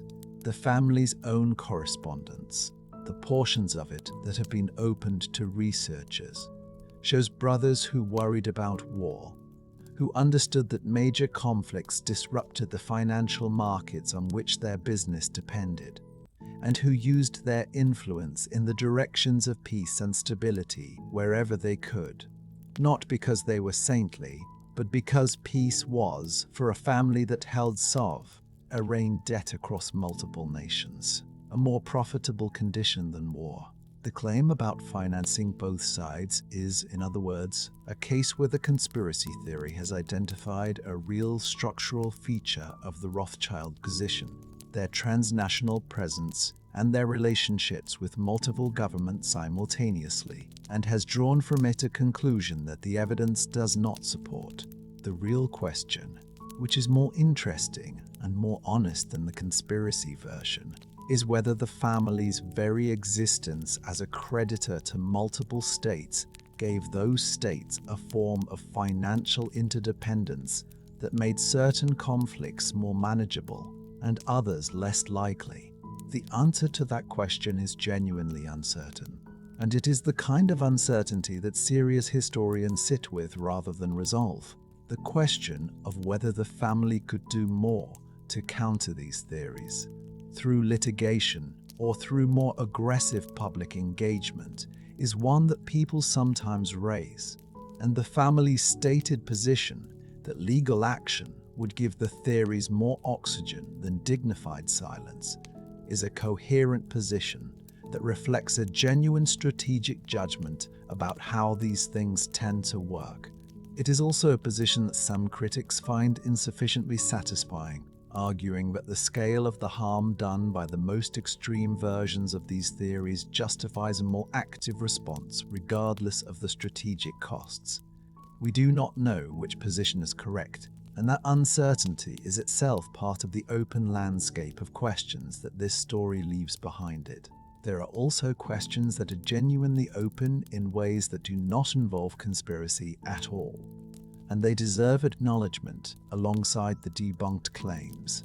We do not know with certainty what the family's total wealth is, because the structures through which it is held are not subject to full public disclosure, and the estimates that circulate vary so wildly, from figures in the hundreds of billions to figures that exceed global GDP and are therefore self-evidently absurd, that they tell us more about the imagination of the estimator than about the actual holdings. We do not know what is in the family archives that remain closed to researchers, though the portions that have been opened have produced a historical record that is, on the whole, more humanizing than mythologizing. We do not know exactly what happened at Waterloo. We do not know where all the looted art is. These are genuine unknowns, and they sit alongside the debunked fictions without being equivalent to them, and holding that distinction clearly is part of what intellectual honesty requires. What seems truest, when you hold all of it together in the same quiet light, is that the Rothschild story is too large and too various and too deeply tangled with the fears and projections of the world around it to be contained in any single account, including this one, and that the most honest thing we can say is that the questions it raises are still open, that they deserve serious attention rather than easy answers, and that the family at the center of all of it remains, after 250 years, genuinely, irreducibly, fascinatingly unknown. There is a particular kind of rest that comes not from having understood something fully, but from having sat with it long enough to feel its true dimensions, to stop expecting it to resolve into something smaller and more manageable, and to accept instead that its size is part of what it is, and that accepting the size is itself a form of understanding. We have been sitting with something very large tonight, and the questions we have arrived at are not smaller than the ones we began with, only more honestly held, more clearly seen for what they are. Let the noise of all that history settle now. Let the theories and the counter-theories and the documented facts and the open unknowns find their natural level in the quiet. And let us go back to where we began, back to the city by the river, back to the street that no longer exists. The Juden gas is gone now, or almost gone. Most of it was torn down in the 19th century to make room for a broader street. The old world of it replaced by the newer world that in some ways the family itself had helped to build. And if you walked through Frankfurt today and tried to find the lane where Mayer Amschel was born, you would find a small preserved section of foundation, a museum, a marker in the pavement, and the particular quiet that gathers in places where something enormous once stood.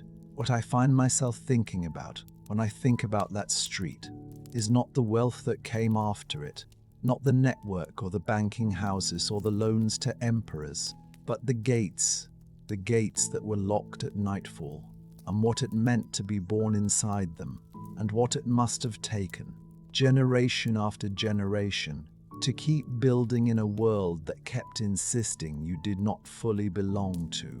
It's the museum that now marks the site of the Judengasse contains, among other things, fragments of the actual buildings that once lined the lane, sections of wall and floor and foundation that were uncovered during construction work in the 1980s and preserved because someone understood that the ground beneath a city is also a form of memory, that what is buried is not always gone.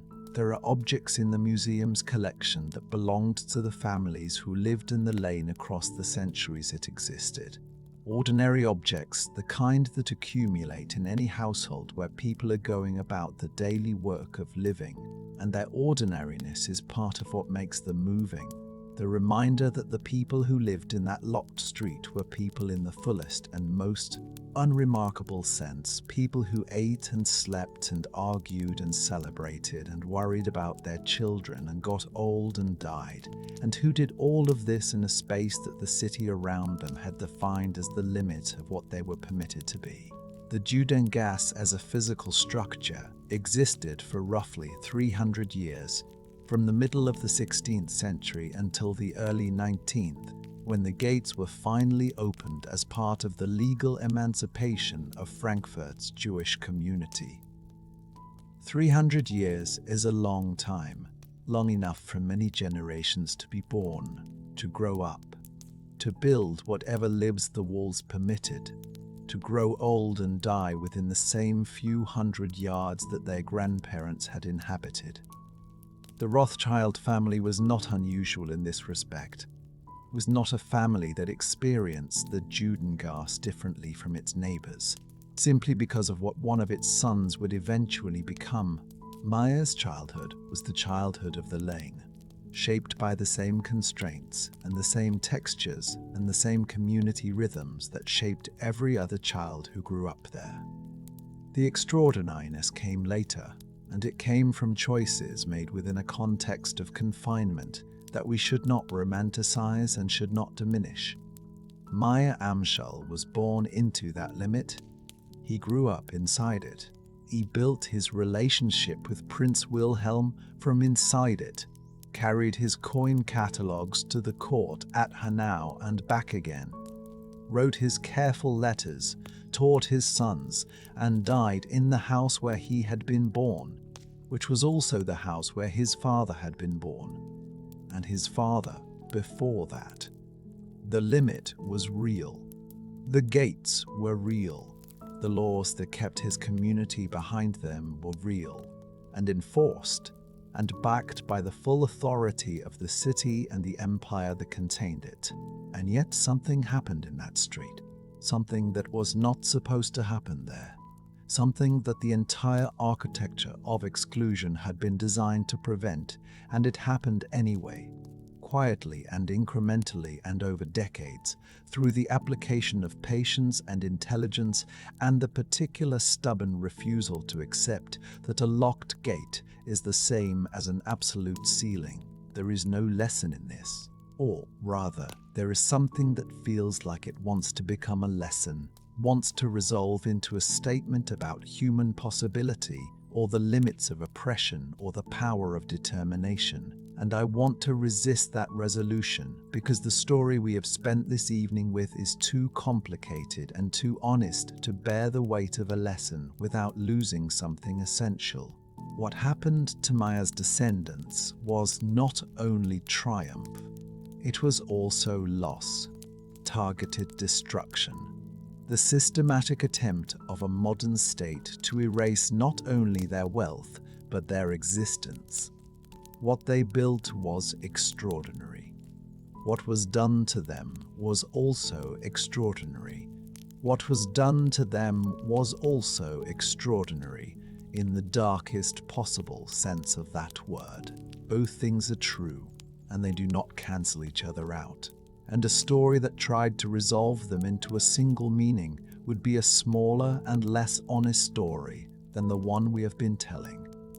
What the story does invite, if not a lesson, is a kind of attention, and attention to the way that fear and projection accumulate around things that disturb the expected order of the world, an attention to the way that genuine achievement, genuine intelligence, genuine dedication to community can coexist with genuine complicity in the structures of a world that was doing harm in all directions at once, and attention to the way that a family, which is after all only a group of people connected by blood and by habit and by whatever love and difficulty that entails, can become, over time and through the pressure of history, something that no longer fits comfortably in any of the categories available for thinking about it.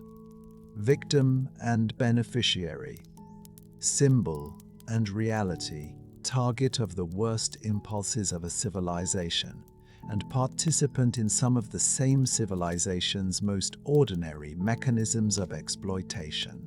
None of this resolves tonight. None of it was ever meant to. The Judengasse is a foundation beneath a pavement in a city that has changed beyond any recognition Mayer Amschel would have managed in the time between waking and understanding where he was. The river still runs. The cathedral still stands. The counting house is gone. Something remains. When you have spent a long time inside a story this old, things settle. The big shapes become visible. The street by the river, the locked gate, the boy with his father's coins, the letter that crossed from Frankfurt to London, written in code, carried by a rider who knew the route, the candle burning low on a table covered in papers. The 5 brothers, each in a different city, writing to each other. The cartoon in the newspaper. The figure astride the map. The room in Vienna where a man waited to learn the price of his freedom. The vineyard in the morning. The rows of vines. The name on the gate. The question still open. The archives still closed. The street still gone. The foundation still there beneath the pavement, waiting to be found by anyone who looks carefully enough, in the patient and unhurried way that old things require. It is enough to let these images rest beside each other without arranging them into an argument. The mind that has been working all evening can release its grip now. The story has been told. The questions are where they have always been. The river still moves through Frankfurt. The night is quiet. The gate is open. Somewhere in Frankfurt, there is a piece of old stone. It is all that remains of a wall. The wall once marked the edge of a street. The street was called the Judengasse. In that street, a boy was born in a house with a red sign. The sign was just a sign, a way to find the house. The boy grew up watching coins pass through his father's hands. He learned which coins were rare and why rarity had value. He had 5 sons and he loved them, as fathers do. He sent them out into a world that was changing faster than anyone knew. The letters they wrote to each other were careful and full of code. They were afraid of many things, the way people are. They were also very good at what they did. The world changed around them, and they changed with it and without it. 250 years have passed since the boy in the Judengasse was born. The questions are still open. The street is still gone. The stone is still there. That is enough to hold for now. Let it rest. Thank you for spending this night with me and with this extraordinary story. If you found something here worth returning to, please do subscribe so that more of these long evenings find their way to you. Next time, we will follow another story into the quiet dark, another question that history has never quite resolved, another world to enter and walk through slowly. Rest well.